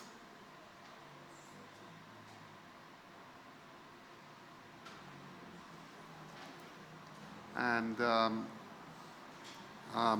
now we pass to the first panel, which is entitled Methodological Issues. And in this panel, we have one personal experience of cultural transfer of our colleague from London, who essentially both analyzed what she called imperialism of Western imagination, but also contributed to a reverse transfer. She's receiving award today, literary award in Belgrade, so she cannot be physically at two places at the same time. So I asked her to record her lecture, but then I asked her 4 questions, and she replied those 4 questions that we will soon air. And also in the first panel, we will have Professor Marina Simic from the University of Belgrade speaking on the idea of cultural transfer in anthropology. She is present here with us. And Dr. Nikolina Nedeljkov from New York and Novi Sad, who will be speaking about cultural transfer and its discontents, also in the first panel. So let me first, I will introduce our 2 other panelists just before their presentations. Let me just say a few words on Professor Vesna Goldsworthy. She's a professor of creative writing at the University of Exeter and at the University of East Anglia. She has authored 5 internationally best-selling and award-winning books, 2 of which, a memoir, Chernobyl Strawberries, and the novel Gorsky, have been serialized by the BBC. And I should add that this novel, Gorsky, had, 200,000 copies or more sold. Her book, Inventing Ruritania, which was written in 1998, on the British perceptions of the Balkans, is in its 22nd year on university reading lists worldwide, and it was one of the 2 books together with Todorova's book, Imagining the Balkans, that basically provided new insights into how the Balkans were constructed by Western travelers and policymakers. She has written 3 widely read novels, Gorsky, Monsieur K, and Iron Curtain, and in 2021 she was appointed a Fellow of the Royal Society of Literature. By her novels and dealing with Eastern Europe and the Balkans, she certainly has contributed to a reverse kind of cultural transfer, and therefore we have asked her 4 questions about that, and now we will air. So I asked our director of ceremonies to air the clip with Vesna Goldsworthy now. Possible to adjust the sound a bit, because we won't hear the You want louder sound. No, I don't know what you're, I mean, just trying to change it. Okay, we will see now. Vesna, thank you very much for agreeing to answer several questions. We're very thankful to you. Congratulations for the award that you will be given on Friday, exactly when our conference is organized. And thank you once again for accepting to do this Zoom kind of Q&A session.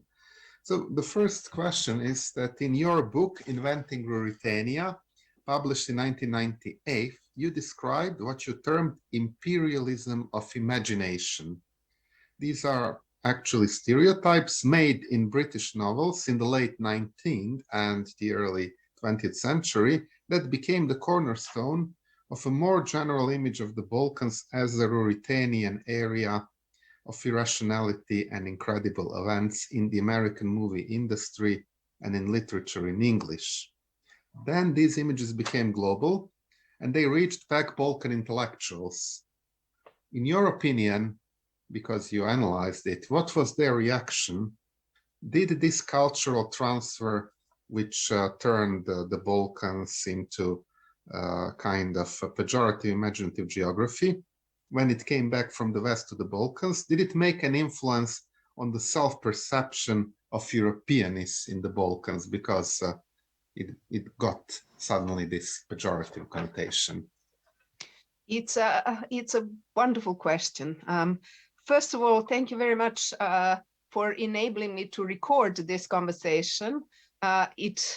It means that I can be in two places at once, and it is very strange that I'm speaking from London, and yet as this is broadcast to your conference, I will be in Belgrade. So I will in fact be very close. And there is something metaphorical about cultural transfer here, in the way our ideas travel from one place to another.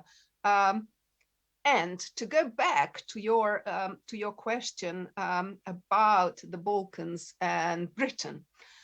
In the 19th century, when most of the stereotypes of the Balkans, the wild east of Europe that I described in Inventing Ruritania, originate, Britain led the world in what is, if you want, entertainment or popular culture.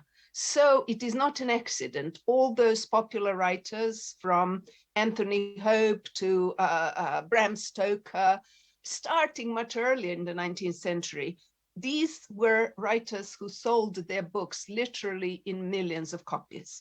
Those stereotypes, as were created, were then transferred to the American film industry, because by the 20th century, it is America that takes the baton culturally, but particularly in the domain of popular entertainment industry. By the 21st century, the same images migrate into computer games, and you still see the Balkans absolutely unchanged, whether it is the war games, whether it is Grand Theft Auto, you will still have a kind of wild, savage character who comes somewhere from our area and behaves in all kinds of unspeakable, primitive ways. So it's a dominant image that does not change for almost 2 centuries now, from the moment when the Balkans first appear in even as the kind of perception of the peninsula in 1908 to 2 centuries on now. That is the external perception of the Balkans, but the internal perception of the Balkans is something that is assimilated by us in the peninsula, the different nations.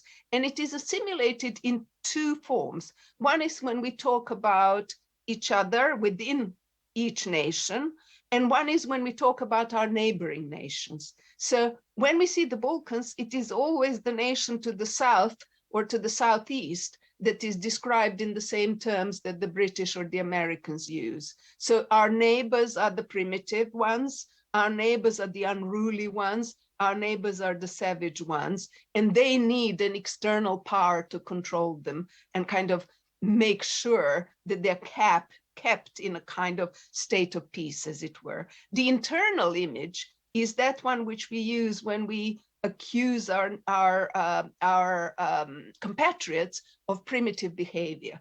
You know, so you may be standing in the bus and some person steps on your toes, and instead of attacking them for I don't know, being uncouth, you say, "Oh, you primitive Balkan person, move away from me." So this is a kind of way in which those images are assimilated, perpetuated, and perpetuated culturally. Okay, thank you for that answer. The second thing is actually connected to the first one, and it is that your book, Inventing Ruritania, and Maria Todorova's book, Imagining the Balkans, have in the meantime become standard textbooks in the field of imageology of the Balkans, if I can call it that way. And back in 1999, when soon after both books appeared, Misha Glani ended his piece Only in the Balkans, that was published in the London Review of Books, with the following sentence: "Until the agents of Western culture are able to see their prejudices about the Balkans, what they are, the remarkable work of Goldsworthy, Todorova, and others like them will remain largely unused in the West." That would be a tragedy, he said. That's the end of the quotation. Almost a quarter of a century later, after the original publications of these two books, what is your assessment? Have your books, and I mean particularly your book, Inventing Ruritania, has it made a change? Have you and Todorova made a cultural transfer of self-assessments of the Balkans as to scholars who were trained in the Balkans, in Bulgaria and in Yugoslavia, who began their careers in the Balkans, and therefore you have your self-assessments that are rooted in certain local traditions as well. So have these traditions been integrated now, and have they, in a way, influenced hetero assessments made in the past by, as Misha Glani called them, agents of Western culture? My reaction to that is probably I wish. I wish they had. It is definitely true that they have made a difference in the academic world, in that certain unthinking responses to the Balkans have gone away. They have also started what here in England we call a cottage industry, meaning that PhD theses dealing with individual countries have multiplied. There are research centers that are largely inspired by what Maria and I were doing. And I have to say, in some ways, particularly Maria Todorova, because she's a historian, and this had kind of had influence in history departments more than in literature departments, but in literature too, in part because I'm in English literature, I teach in English literature department, the Balkans are in some ways marginal. So this is a kind of more marginal industry than it would be for Maria's book, but influence is undoubted. On the other hand, in what I call popular discourse, and by popular, I don't mean a man in the street, I mean journalists, I mean commentators. So those people who write about the Balkans, but are not Balkan specialists, relatively little has changed. And the only thing that I have, obviously it has changed for people like Misha Glani, who are focused on the area. But if you see, I'm just thinking now, last 3 or 4 days, I read 4 obituaries of Madeleine Albright in different newspapers, and each section dealing with her role in Yugoslavia was written very much as it would have been written in the 1990s. So the vocabulary hasn't changed, and the perception of the peninsula hasn't changed. So it's a kind of, I would say we made the difference, but within a small circle.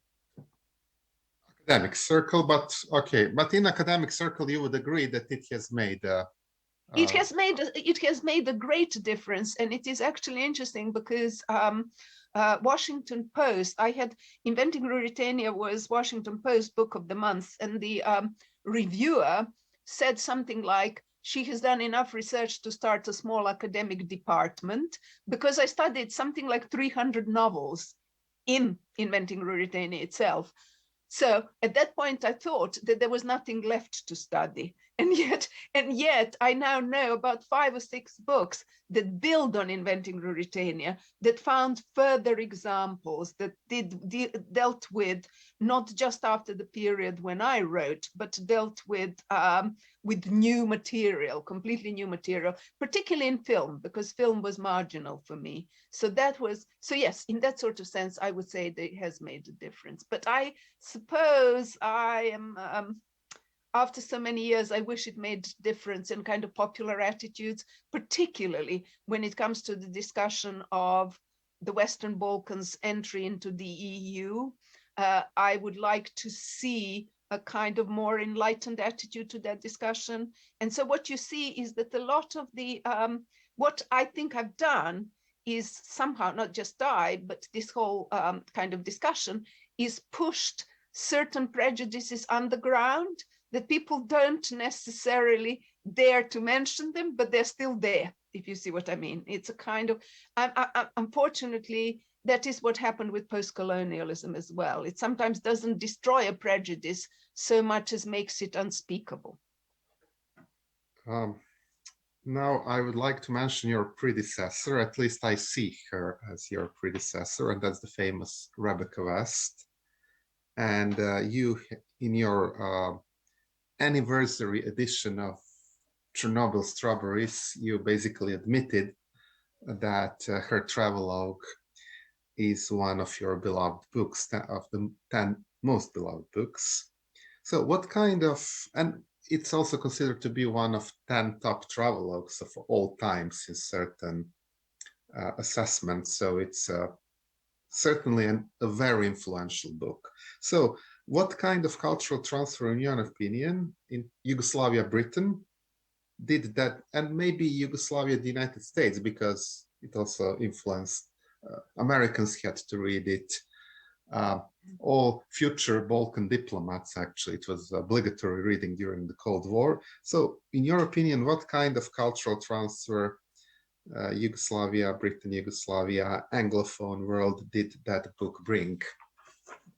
You're right to mention United States. I will address that first, because Rebecca was very well known in the States, almost better known at that point than in Britain, I dare say, in terms of being more present, because she was writing for the New Yorker, she had a column there.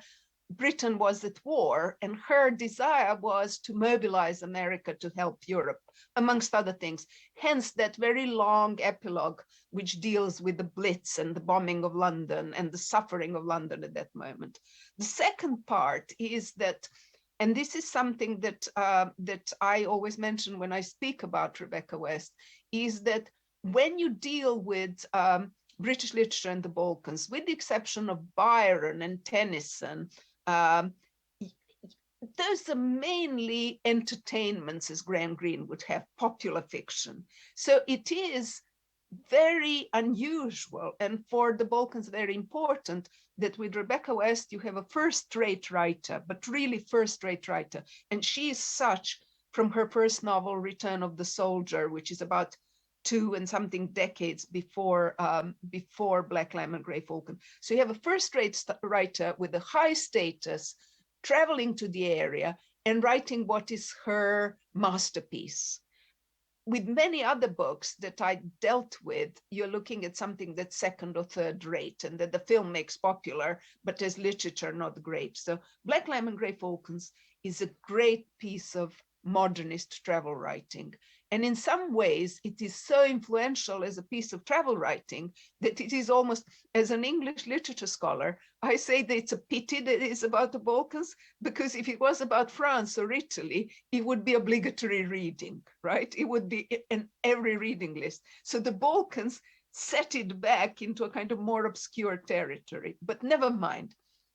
It is, as I say, a fantastic book, and it made a lot of people read what is the equivalent of 500,000 words, a huge chunky piece of history, and learn about this country, which she saw as a kind of, if you want, a mini European Union, as a bulwark against great power influence in the world and great power divisions. And in that sort of sense, it remains continuously topical. It is a pity that Yugoslavia exists no more. And because it exists no more, you have all these not always very bien pensant intellectuals now trying to analyze whether Rebecca was more pro-Serbian or not, etc. She wasn't really thinking about that at the time. What she was thinking about was Yugoslavia as a whole, and was thinking about the reasons for Yugoslavia's existence.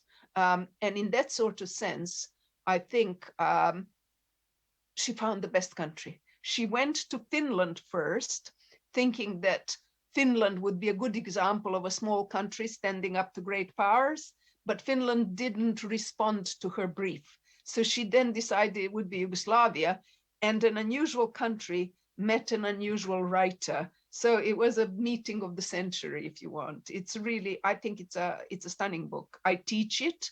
My students complain about having to read 1,000 pages, but invariably end up loving it. Okay, thank you. And now finally, the fourth and the last question is about your autobiography, Chernobyl Strawberries, that was published back in 2005. And it was an enormous success, more than 300 reviews. The book was a bestseller in 4 countries. It was played in certain theaters, if I'm right, even in continental Europe, in Germany and elsewhere. And essentially, it is a story of your 2 families, Yugoslav, Serbian and British, Yugoslav or Serbian and British. But it is also to a large degree a story on Belgrade and Yugoslavia in the 1980s, before you moved to Britain. So many readers globally, anything they know perhaps from your book. So do you feel now, after that book, by the way, do you feel like Rebecca West as well? But also, do you feel as someone who has contributed to a reverse kind of cultural transfer? Now, in Ruritania, you described how imperialism of imagination works, but now you transferred self-perception into European or Anglo-American mainstream. Have you?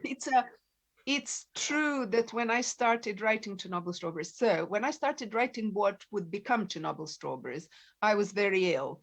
And I didn't think of it as a book for a wider audience. I thought of it as a book for my son, who I thought if I didn't get through this illness, if I didn't recover, there was a danger. There was a point when I was told that I had 6 months left to live. Luckily, that wasn't true. But I thought that if I didn't recover, I wanted him to have a story of his mother's background that he would, in some sense, see as a kind of history, his own history, that there was no need to be ashamed of. In fact, that he should be proud of. So in some ways, inbuilt in the origins of the book, I had this, your question, which is that my idea was to create, not to improve the story of my childhood and youth, but to present it by way of that reverse cultural transfer as a response to everything else that he could read.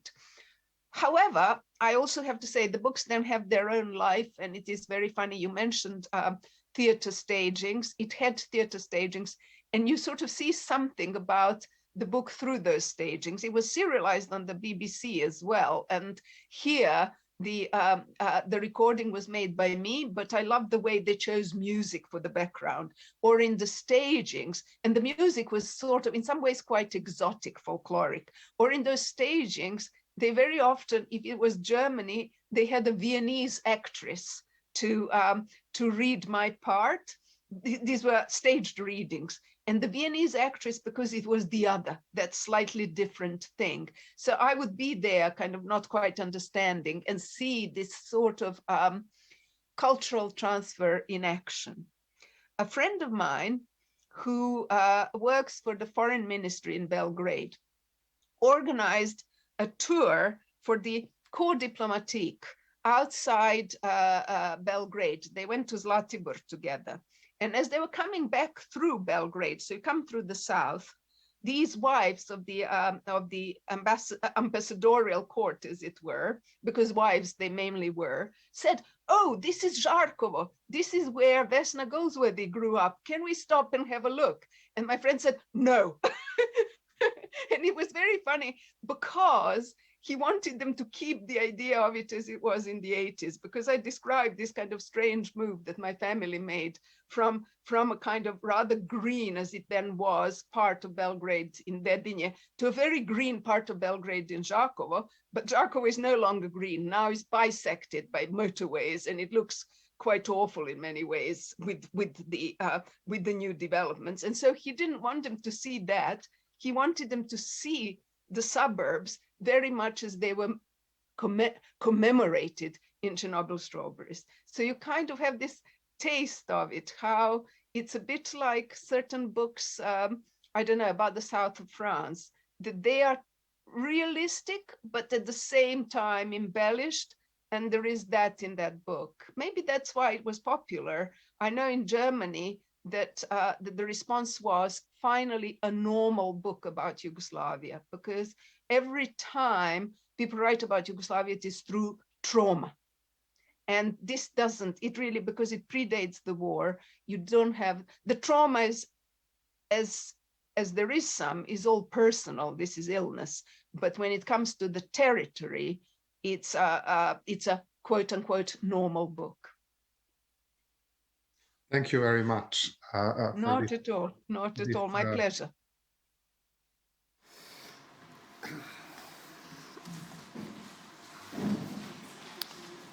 Okay, so my thanks to Vesna once again, and my congratulations to her for the award that she's just been given. And I'm very glad that today with us is also Professor Marina Simic, who is also part of the team of this project. And she's a professor of culture theory and cultural studies at the Faculty of Political Science of the University of Belgrade.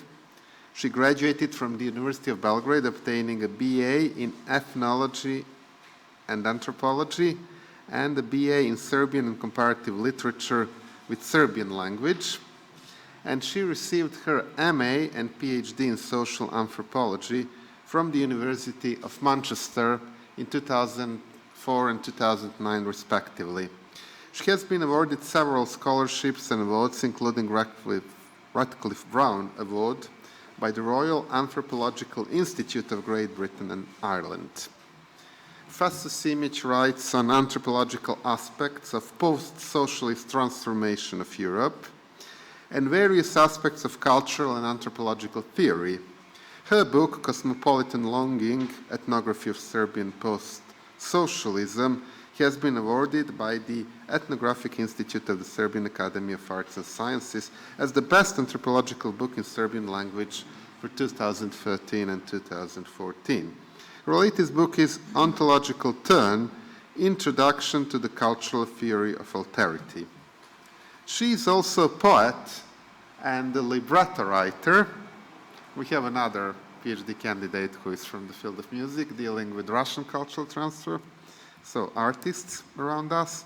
She published 2 books of poetry, while the opera for which she wrote a libretto was played in Serbia, the Netherlands, and Indonesia. That's an odd one, yes, true. Oh, but nice one, another cultural transfer. So, Marina, the floor is yours, and the title of her lecture is The Idea of Cultural Transfer in Anthropology. Thank you, Slobodan, for a very kind introduction. I also made a presentation if you want to see it. I Sure. mean, then I probably have to... We will give the presentation, don't worry, and you will use this here. Okay, so I hope I will manage. So you open the file called Kulturni Transfer, and you find Marina's image presentation. I should announce that if Nikolina has a presentation, we will make her co-host, so she doesn't need to send it. She can, she will be able to basically put it directly, like Professor Schmale. But those who are present, they can give presentations. It will be easier that way. If it doesn't work, it's fine. I hate presentations anyway. Kulturni Transfer.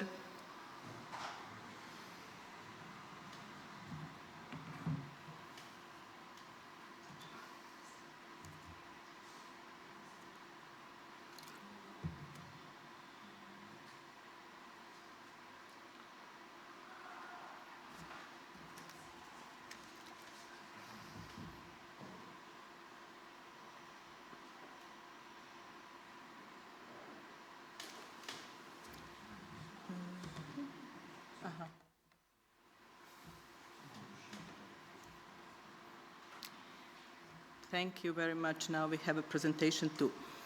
I'll try to keep my talk as short as possible. So in this talk, I will focus on the idea of cultural transfer in anthropology. And due to the limited time of a conference talk, I will focus only on the major ideas and give an overview of the main theoretical approaches to cultural transfer in the discipline. So the obvious point to start is diffusionism, which is a school of thought that attempted to understand the distribution of culture in terms of the origin of cultural traits and their spread from one society to another.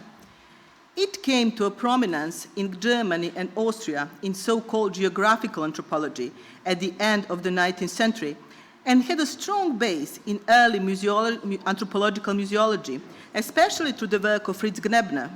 Grebner, a German anthropologist, was concerned with similarities in material culture, which led him to develop the idea of cultural circles that were understood as the result of interaction and migration, but which could also be arranged on the classical evolutionary scale of early anthropology.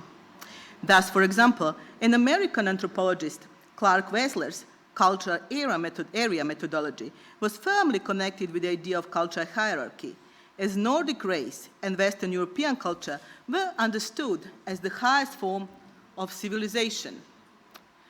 Still, many prominent anthropologists in the first half of the 20th century, including Franz Boas and Melville Herskovits, and Franz Boas could speak German, just to remind you, used culture area theory introduced by Grebner and others and developed it further in clearly anti-racist manner that pushed anthropology away from evolutionalism of the early times towards more synchronistic approaches.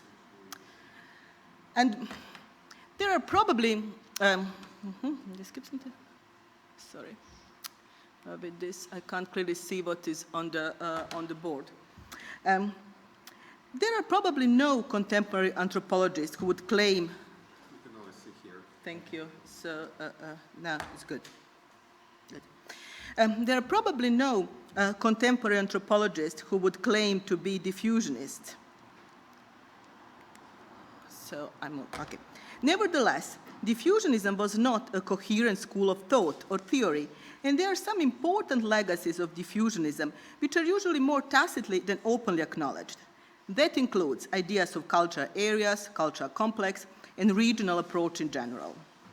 Generally speaking, diffusionism assumes that when people of two different cultures meet, they are more likely than not to borrow cultural elements from each other and integrate them into their own lifestyles.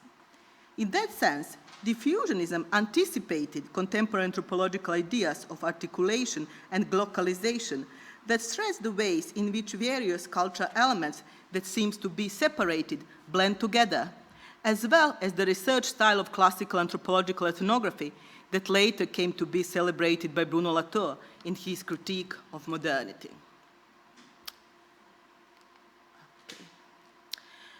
In the present, legacies of diffusionism could be found in the studies of colonialism and its cultural and social consequences, as well as the research of the impact of trade liberalization and the spread of development interventions and globalization in general.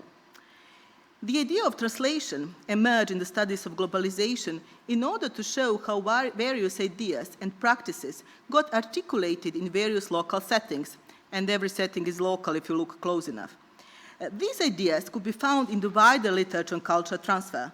Jergese de Luzenbrink, for example, recently wrote that any culture artifact transferred between different cultures or cultural systems undergoes a process of transformation or resemantization and reinterpretation.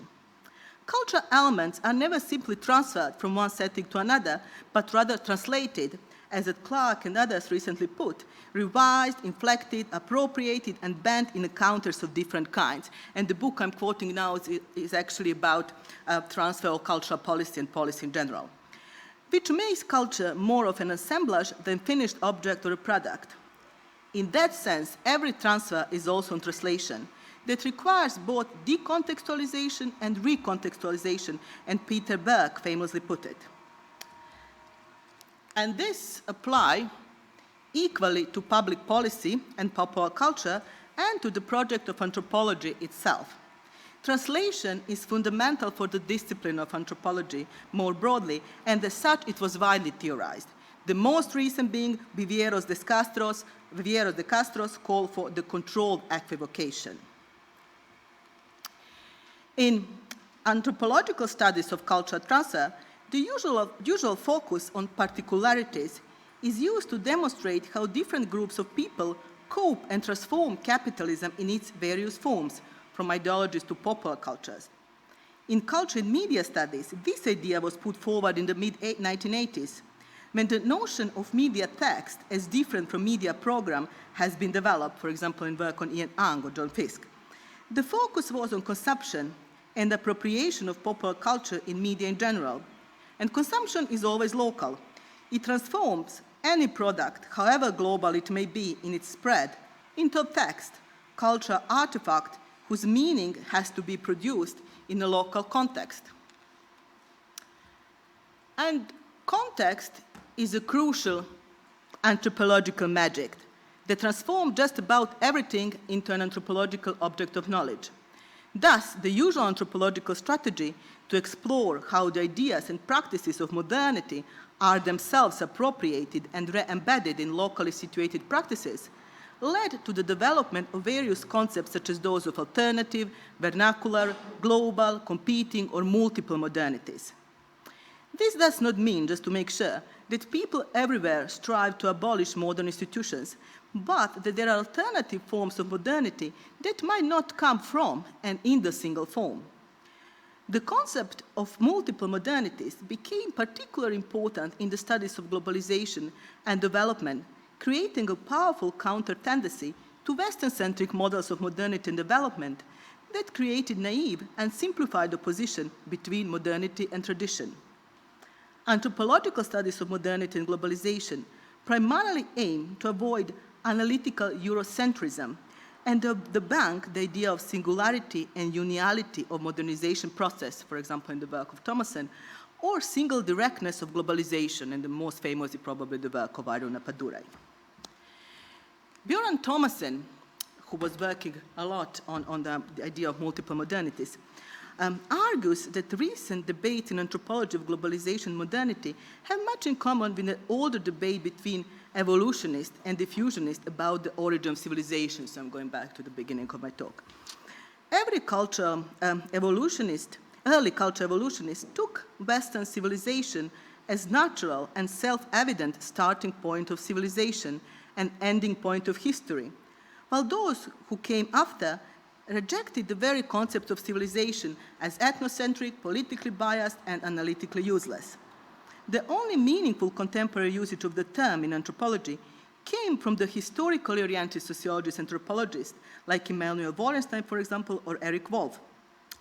Wallerstein strongly opposes Eurocentric ideas, especially those of what he called anti-Eurocentric Eurocentrism, that relies on neo-evolutionist premises, and he argues for the acknowledgement of the uniqueness of capitalist development, as well as its manifestation and appropriations. Wallerstein's ideas seem to be one of the few universalistic positions acceptable in anthropology, being close to the theories of neocolonialism and decolonization. Post-colonial and cultural studies had been particularly interested in questions of globalization and cultural contact, developing several concepts that aim to explain unequal power relations, as well as theoretical inadequacy of classical cultural transfer theories. Those concepts include ideas of creolization, mestiization, and hybridity. First two applies to the processes of intermixing and cultural change that produce Creole societies in the Caribbean and South America. And the term hybridity is probably one of the most widely used and also widely disputed terms in post-colonial theory that refers to the creation of new transcultural forms within the contact zone produced by colonization. But hybridity is not simply a cultural, But hybridity is not simply a cultural exchange. Homi Bhabha, the most known scholar of hybridity, argues that the relationship between colonizer and colonized is those of mutual dependency, which does not mean that those identities of those who are colonized or colonizers are fixed entities that simply came into contact. For Bhabha, and I think this is important, there is no pure culture, as no culture is discrete phenomenon. And this is well known in anthropology. Marshall Salins, for example, famous American anthropologist who died recently, explains that hybridity is a genealogy, not a structure. It is an analytic construal of people's history, not an ethnographic description of their way of life. So the stress is more on the process of hybridization than on hybrid entities.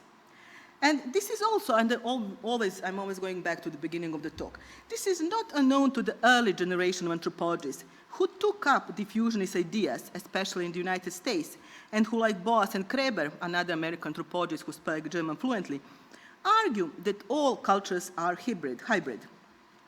And it is not only that cultures are not isolated, but because the theoretical model of culture as homogeneous unit or a thing cannot be sustained together with the essentialized idea of race, there is no culture that is sui generis in an absolute term and isolated from the others. So, and this is the final part of the talk. Basically, diffusionism that I mentioned at the beginning was very much about cultural contact and the ability to accommodate and translate various cultural elements. Reflexive turn in anthropology and the American movement of anthropologist cultural critique in the late 1990s tend to turn previous anthropological work into a strawman for the usual charges of rigid ideas of culture as timeless and clearly bounded. However, American anthropologists from the days of Franz Boas spent a good part of their life studying historical diffusion, sometimes also accusing their own predecessors of the same prejudice that they themselves were subjected to. Ruth Benedict, for example, famously wrote that James Fraser, her predecessor in Britain, he had created a Frankenstein monster with the right eye from Fiji, a left from Europe, one leg from Tierra del Fuego, and one from Tahiti, and this is the quote from the Patterns of Culture. As he failed, she thinks Fraser had failed to investigate the interrogation of the various elements. Contemporary anthropology, I would say, approaches the idea of culture transfer to the concept of frictions, which I borrow from Anna Tseng, and translation between the foreign and the domestic, the structural and the effective. And I think it is this hybridity that shapes local dramas of globalization. And finally, going back to the very beginning of the talk, I can say that if a connection exists between classic diffusionism from the early 20th century and more recent theoretical trends, it is precisely at the level of high theory or analogy, but it is not one of the diffusion of the idea of diffusion itself. And I think it's 15 minutes. Thank you. Thank you.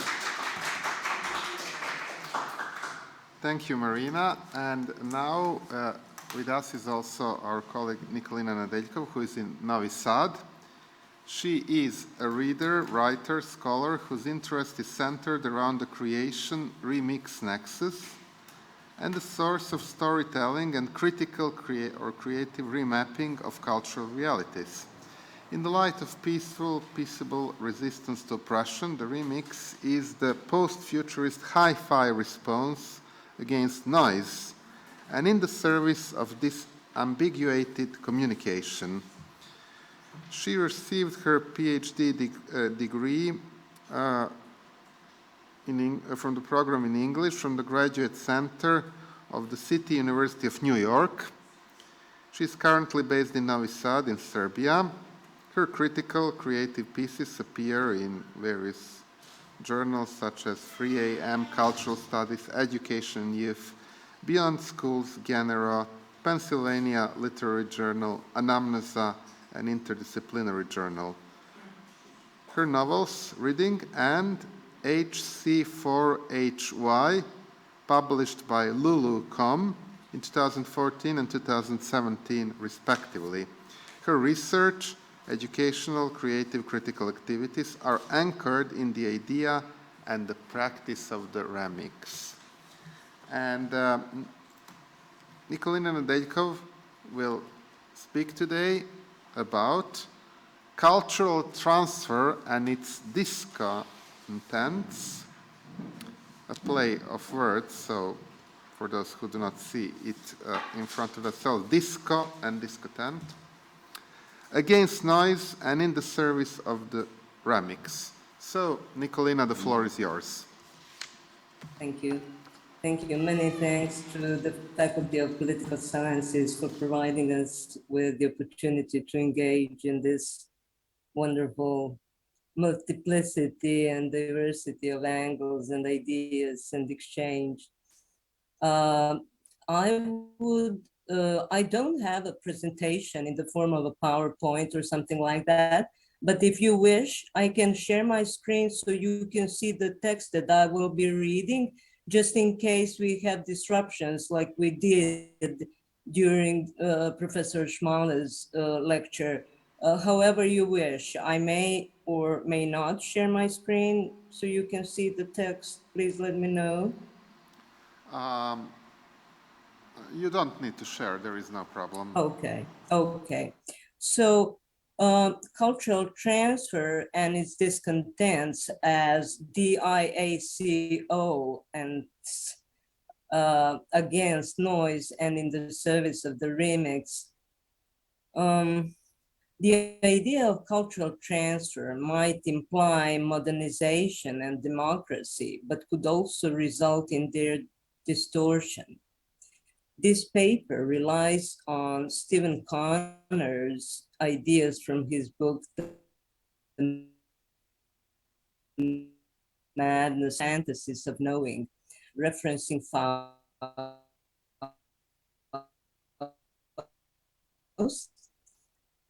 as through the vocabulary by definition subversive of it, imagination. The next is here deployed as a non-exclusionary relationship between imagination and critical theoretical, which resonates with Frederick Jameson's thought from Valencies of the Dialectic, proposing recuperation of the social, political, and cultural through a utopian revolutionary method rather than a program or a political platform. Potential where the power of diversity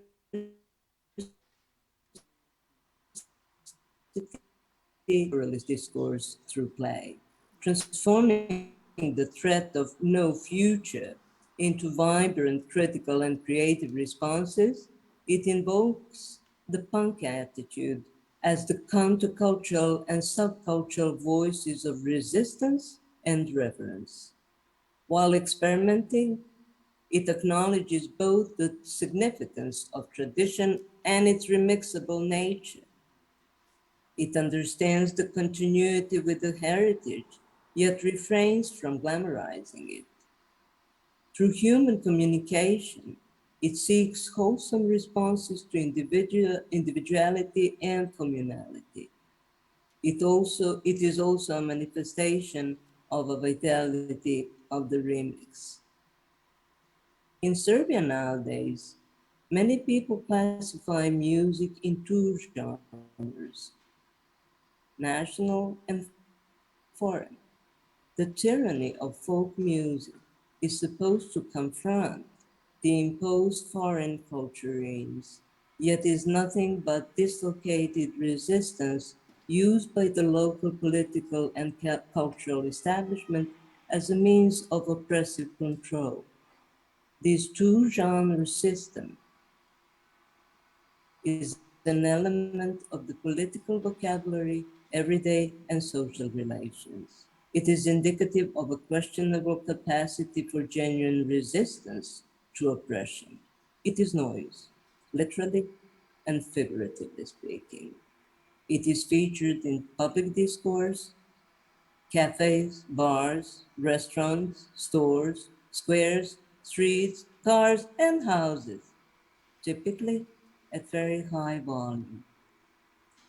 In a metaphorical sense, it threatens to outvoice critical thinking and freedom of speech.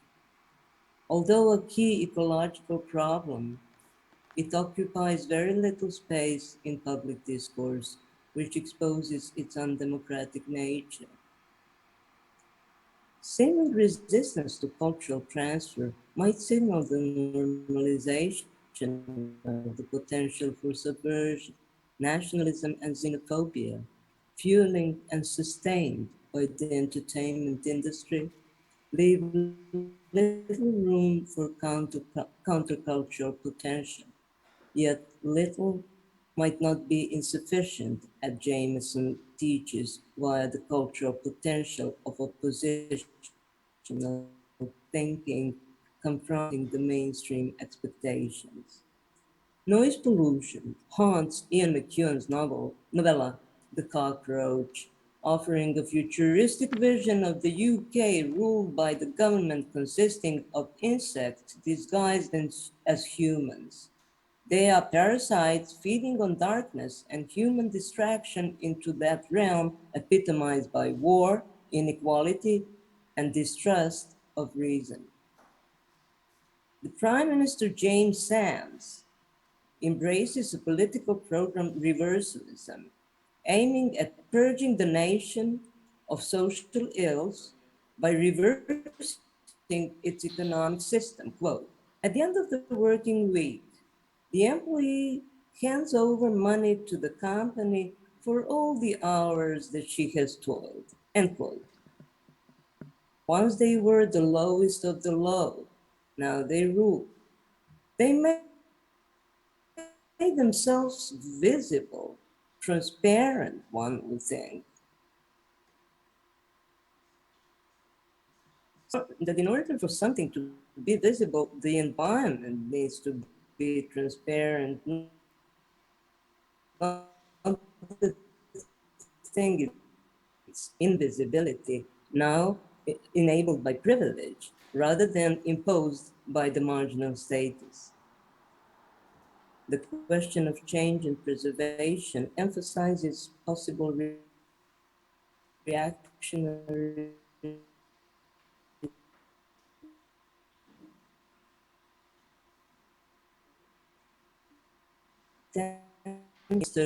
should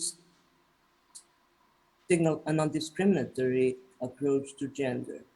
Simultaneously, sexism, sexual abuse, human, this can reflect conservatism, but also mechanistic implementation of international laws in the local context, which ambivalently oscillates between the ossified traditional paradigms and European legally defined liberties.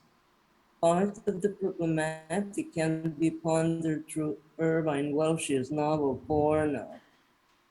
It depicts women's liberation and indiscriminate sexual conduct and engagement in the porn industry, yet within an eerie dynamic of objectification and discrimination. The group of sex and drugs enthusiasts makes a porn movie, Seven Rights for Seven Brothers, directed by Simon and featuring his partner Nikki as the main female protagonist. Simon is mesmerized by Nikki's appearance. Quote, "You are the very essence of femininity," end quote, while arguing that his supposedly feminist stance recognizes quote unquote woman's autonomy. He claims that fatness is a degradation and a mental illness in women and quirkiness in men. Further, he discriminates, quote, "Pot's a great drug for chicks, pot and E. I'm so glad you don't do coke. It's a boy's drug. Girls can't take it," end quote. He calls his hospitalized, immobilized friend, quote unquote, "faggot ass." The elements of sizeism, ableism, and sexism in the character's aesthetic pose the question of free speech. William Burroughs observes, quote, "Whenever Iago comes onto the stage, Shakespeare must stand up and say, 'I disapprove of this man.' No writer does that," end quote. Do people still think like this in the time of socioscape darkly sanitized by political correctness? There is a ray of hope. It is called resistance to junkless junk and self-dissolving noise. The problems of progressive critique can be explored via Serbia's investment in infrastructure, often channeling corruption-based profiteering, where post-socialist accumulation of capital features both traditional capitalist and modern post-capitalist financial and speculative streaks. Stuart Holmes' short story, The Cripplegate Blockchain Massacre, from the collection Denizen of the Dead, The Horrors of Clarendon Court, depicts a super rich protagonist who owns multiple luxury ghost apartments worldwide, including that in a fictitious version of Taylor Wimpey's notorious quote unquote The Denizen, aka Clarendon Court, aka The Turd, at 43 Golden Lane in London, which in this book is deployed to, quote, "stand in for what is wrong with property speculation pretty much everywhere," end quote. He epitomizes Mackenzie Ward's point in Capital is Dead, Is This Something Worse? Quote, "The human becomes thing-like and passive in order to impart something human into the passivity of the thing," end quote. Rather than by name, nationality, or citizenship, the character in Holmes' story identifies as, quote unquote, "a denizen of our financialized world." As Ward notes, in these boring times, bereft of substance, abstraction is supposed to do the job. When everything is melting in sweeping alienation, entertainment is not a viable response. Rehacking the abstraction is. If cultural transfer is about the exchange of ideas, objects, lifestyles, drugs are probably part of that trade. There is junk, junkless junk, and other highs. That distinction is being blurred by the legalization and or decriminalization of drugs and proliferation of junkless junk, compulsive, obsessive, addiction-like patterns. The change in the relationship between the underground and overground raises the question about legality and, above all, human relationships. Getting high becomes a matter of a legal revenue boosting machinery, ensuring jobs and flourishing of the economy. No more junk. Happiness of consumers is a result of a synthesis of politics, economics, law, and every day. Everyone is free to choose their world at the price of the state-provided product.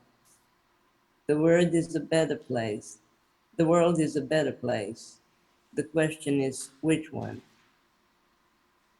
In Naked Lunch, William Burroughs remarks that if there was a non-habit forming drug, quote, the pusher was there to bottle it and monopolize it and sell it, and it turned into plain old-time junk, end quote.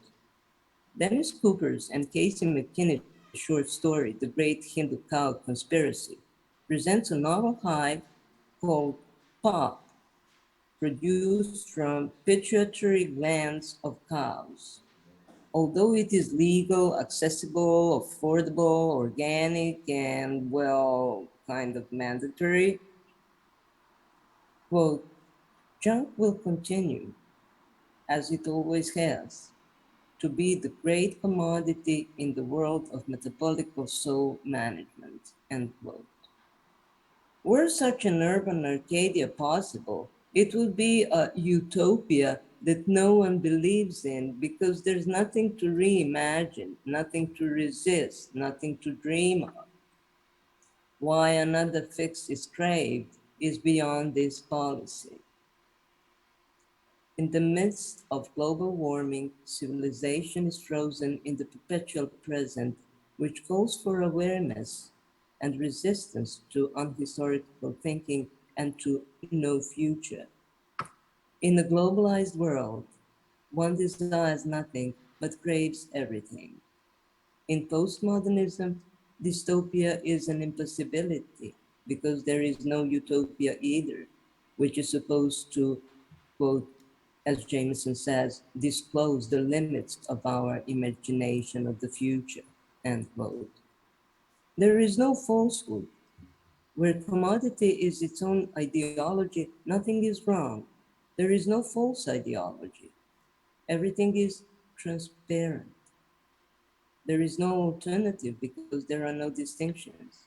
Proliferation of oppositions has created an illusion of the disappearance of exploitation, discrimination, and divides, including that between good and evil. Yet it is possible to rehack the abstraction. There is always a possibility to imagine and play. Dennis Cooper captures totalizing tendencies of both junk and globalization logic in the play, The Ash Gray Proclamation from the collection Ugly Man. Quote, Josh, Afghanistan is where caring comes from, right? End quote.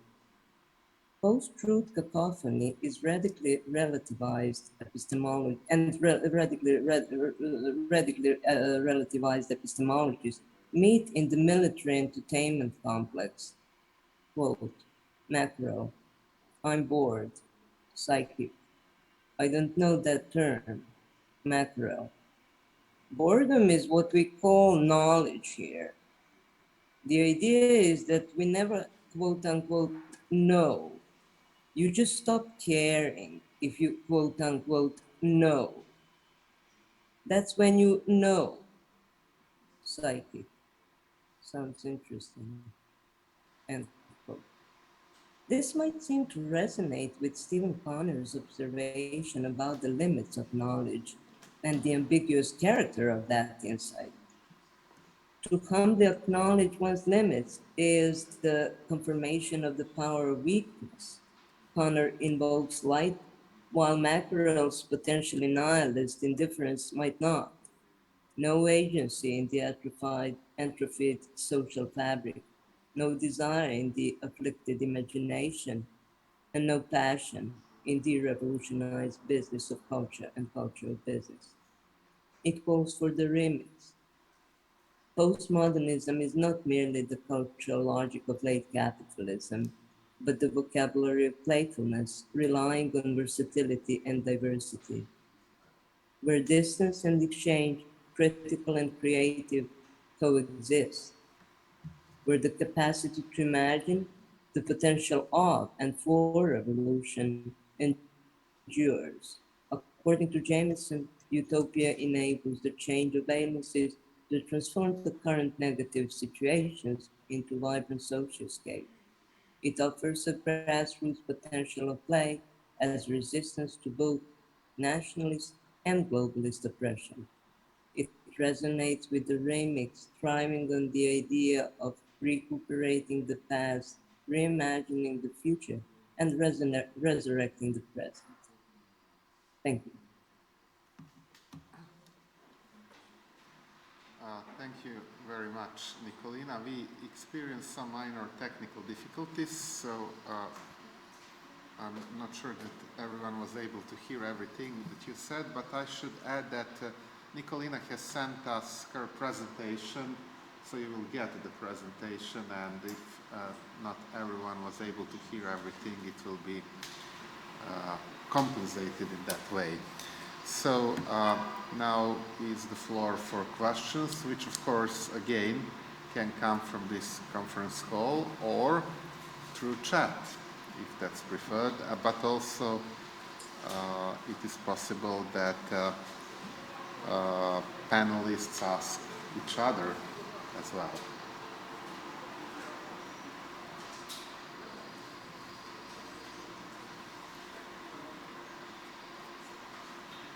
Unfortunately, two panelists because one is not here with us. Marina, would you like to add something? Well, what I actually realized when I was listening to the opening talk is that there are obviously some kind of similarities in what was going on in history and what was going on in anthropology, and I guess that's expected because the theory actually circulates. But what is actually, I would say, what is the difference is that anthropology had to deal with some kind of transfer from the start in terms of meeting other cultures. I mean, even in the very anthropological project, that the key thing is cultural transfer, even in terms of interpretation or translation. So anthropology had to deal with it theoretically from its very start. Not only this early diffusionist term, sometimes diffusionism is in contemporary anthropology completely discarded as some kind of overcome the early anthropology from the 20th century. But it's not kind of completely useless, that's what I would say. I mean, you had some, I would say, strange theories in diffusionism at the beginning of the 20th century anthropology, especially Britain. You had something which was called heliocentric theory, that some anthropologists maintained that all world civilization emerged from Egypt. So then you had some kind of easy target for kind of previous generations of anthropologists to attack them. But I mean, in terms of these kind of general ideas that no culture is sui generis, that every culture is a hybrid, I think it's a kind of valuable legacy that we can still use, and we do use. So that, I would say, I mean, what actually emerged to me when I was listening to the plenary talk, and then with what I actually wrote here. So that would, I mean, something I may kind of add at the end of my talk. So basically, I also didn't put. There are a lot of references that I used there in the presentation because it's a kind of review article. So I was kind of going on through what was written. So well, that would be something I may kind of add at the end. Thank you for that remark, because I got a very similar idea listening to your presentation and lecture by Professor Schmale. And Professor Schmale mentioned in this case studies that it took about 1 century for Russia to become Europeanized through cultural transfer. And actually in political and cultural anthropology, Immanuel Wallerstein, who you referred to, was very popular, and his world capitalist system basically also speaks about transformation of states from their peripheral status to their core status, and it also takes about 1 century to come from the lowest third level, which is periphery, to the highest, which is the core, which happened, for instance, with the United States of America. That was a country of periphery, and by about 1900 it became the country of the core. So there are a lot of parallelisms using anthropological and historical works, and of course including this criticism that history is nothing more than his story or storytelling, and Gert's assessment that anthropology is also a kind of literature, and of course all those theoreticians of history like Hayden White who believe the same for history. So in a way Marina is really it's so nice that she's dealing with poetry and librettos, because there is no so distinctive difference between science, social sciences and literature as we would really hope to have, and it occurs in this postmodern criticism very clearly. Nicolina, would you like to add something? I'm thinking about something which would be an intersection of the point Professor Schmale made in his lecture that concerns the question of, this way, the question of culturemes and the relativized notion of, or questioning rather, the notion of cultural transfer in the 20th century as such, right? That and the idea that Jean Baudrillard presents in Radical Alterity, that takes Japanese culture as a paradigm of kind of the approach that celebrates the flow, the exchange, as it praises hospitality, and the idea of culture being something in the vein that Marina just said as about no culture being sui generis as such. Baudrillard emphasizes cultural idiom to be inevitably a product of an exchange. So the idea the Japanese bring to the dialogue is that everything is inevitably a result of coming from somewhere. Everything has come from somewhere. So, Japanese culture is celebrated in that context for being committed to the hosting of these kind of imports and implementing it in this the spirit of hospitality. So I'm not sure how that fits into the idea of a relativized cultural what it resonates with. This is like a more open-ended reflection or even a question. So if any answer might kind of respond to that, I would welcome it. But I'm sorry, I don't have a more kind of clearly defined question, just a kind of a brief and rough sketch of an idea. Well, I think there is also kind of some aporia there, is this contemporary anthropological idea, and I quoted Marshall Sahlins because Marshall Sahlins was one who was strongly anti-postmodernist author in anthropology, and his idea that every culture is a hybrid could be, I would say, maintained only on very kind of theoretical level, on very abstract level, because what I think it aims at is to kind of cancel this dichotomy between especially kind of tradition and modernity, and to cancel this idea that we can live poor life or hybrid life. I think that was actually what it was aimed at. I mean, if I'm clear, I don't know. I guess. Is that what you asked, Nicolina? It certainly addresses it. Yeah, thank you. Yes.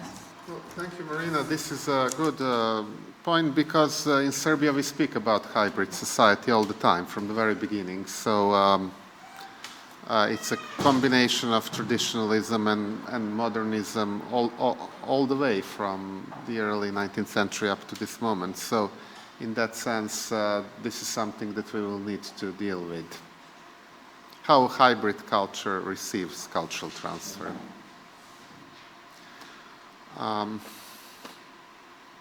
Just let me see.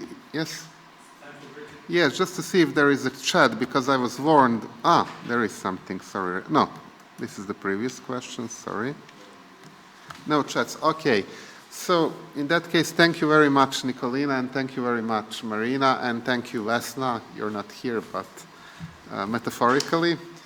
And we will continue as planned at 2 o'clock. Thank you. Thank you. Now we have a lunch break.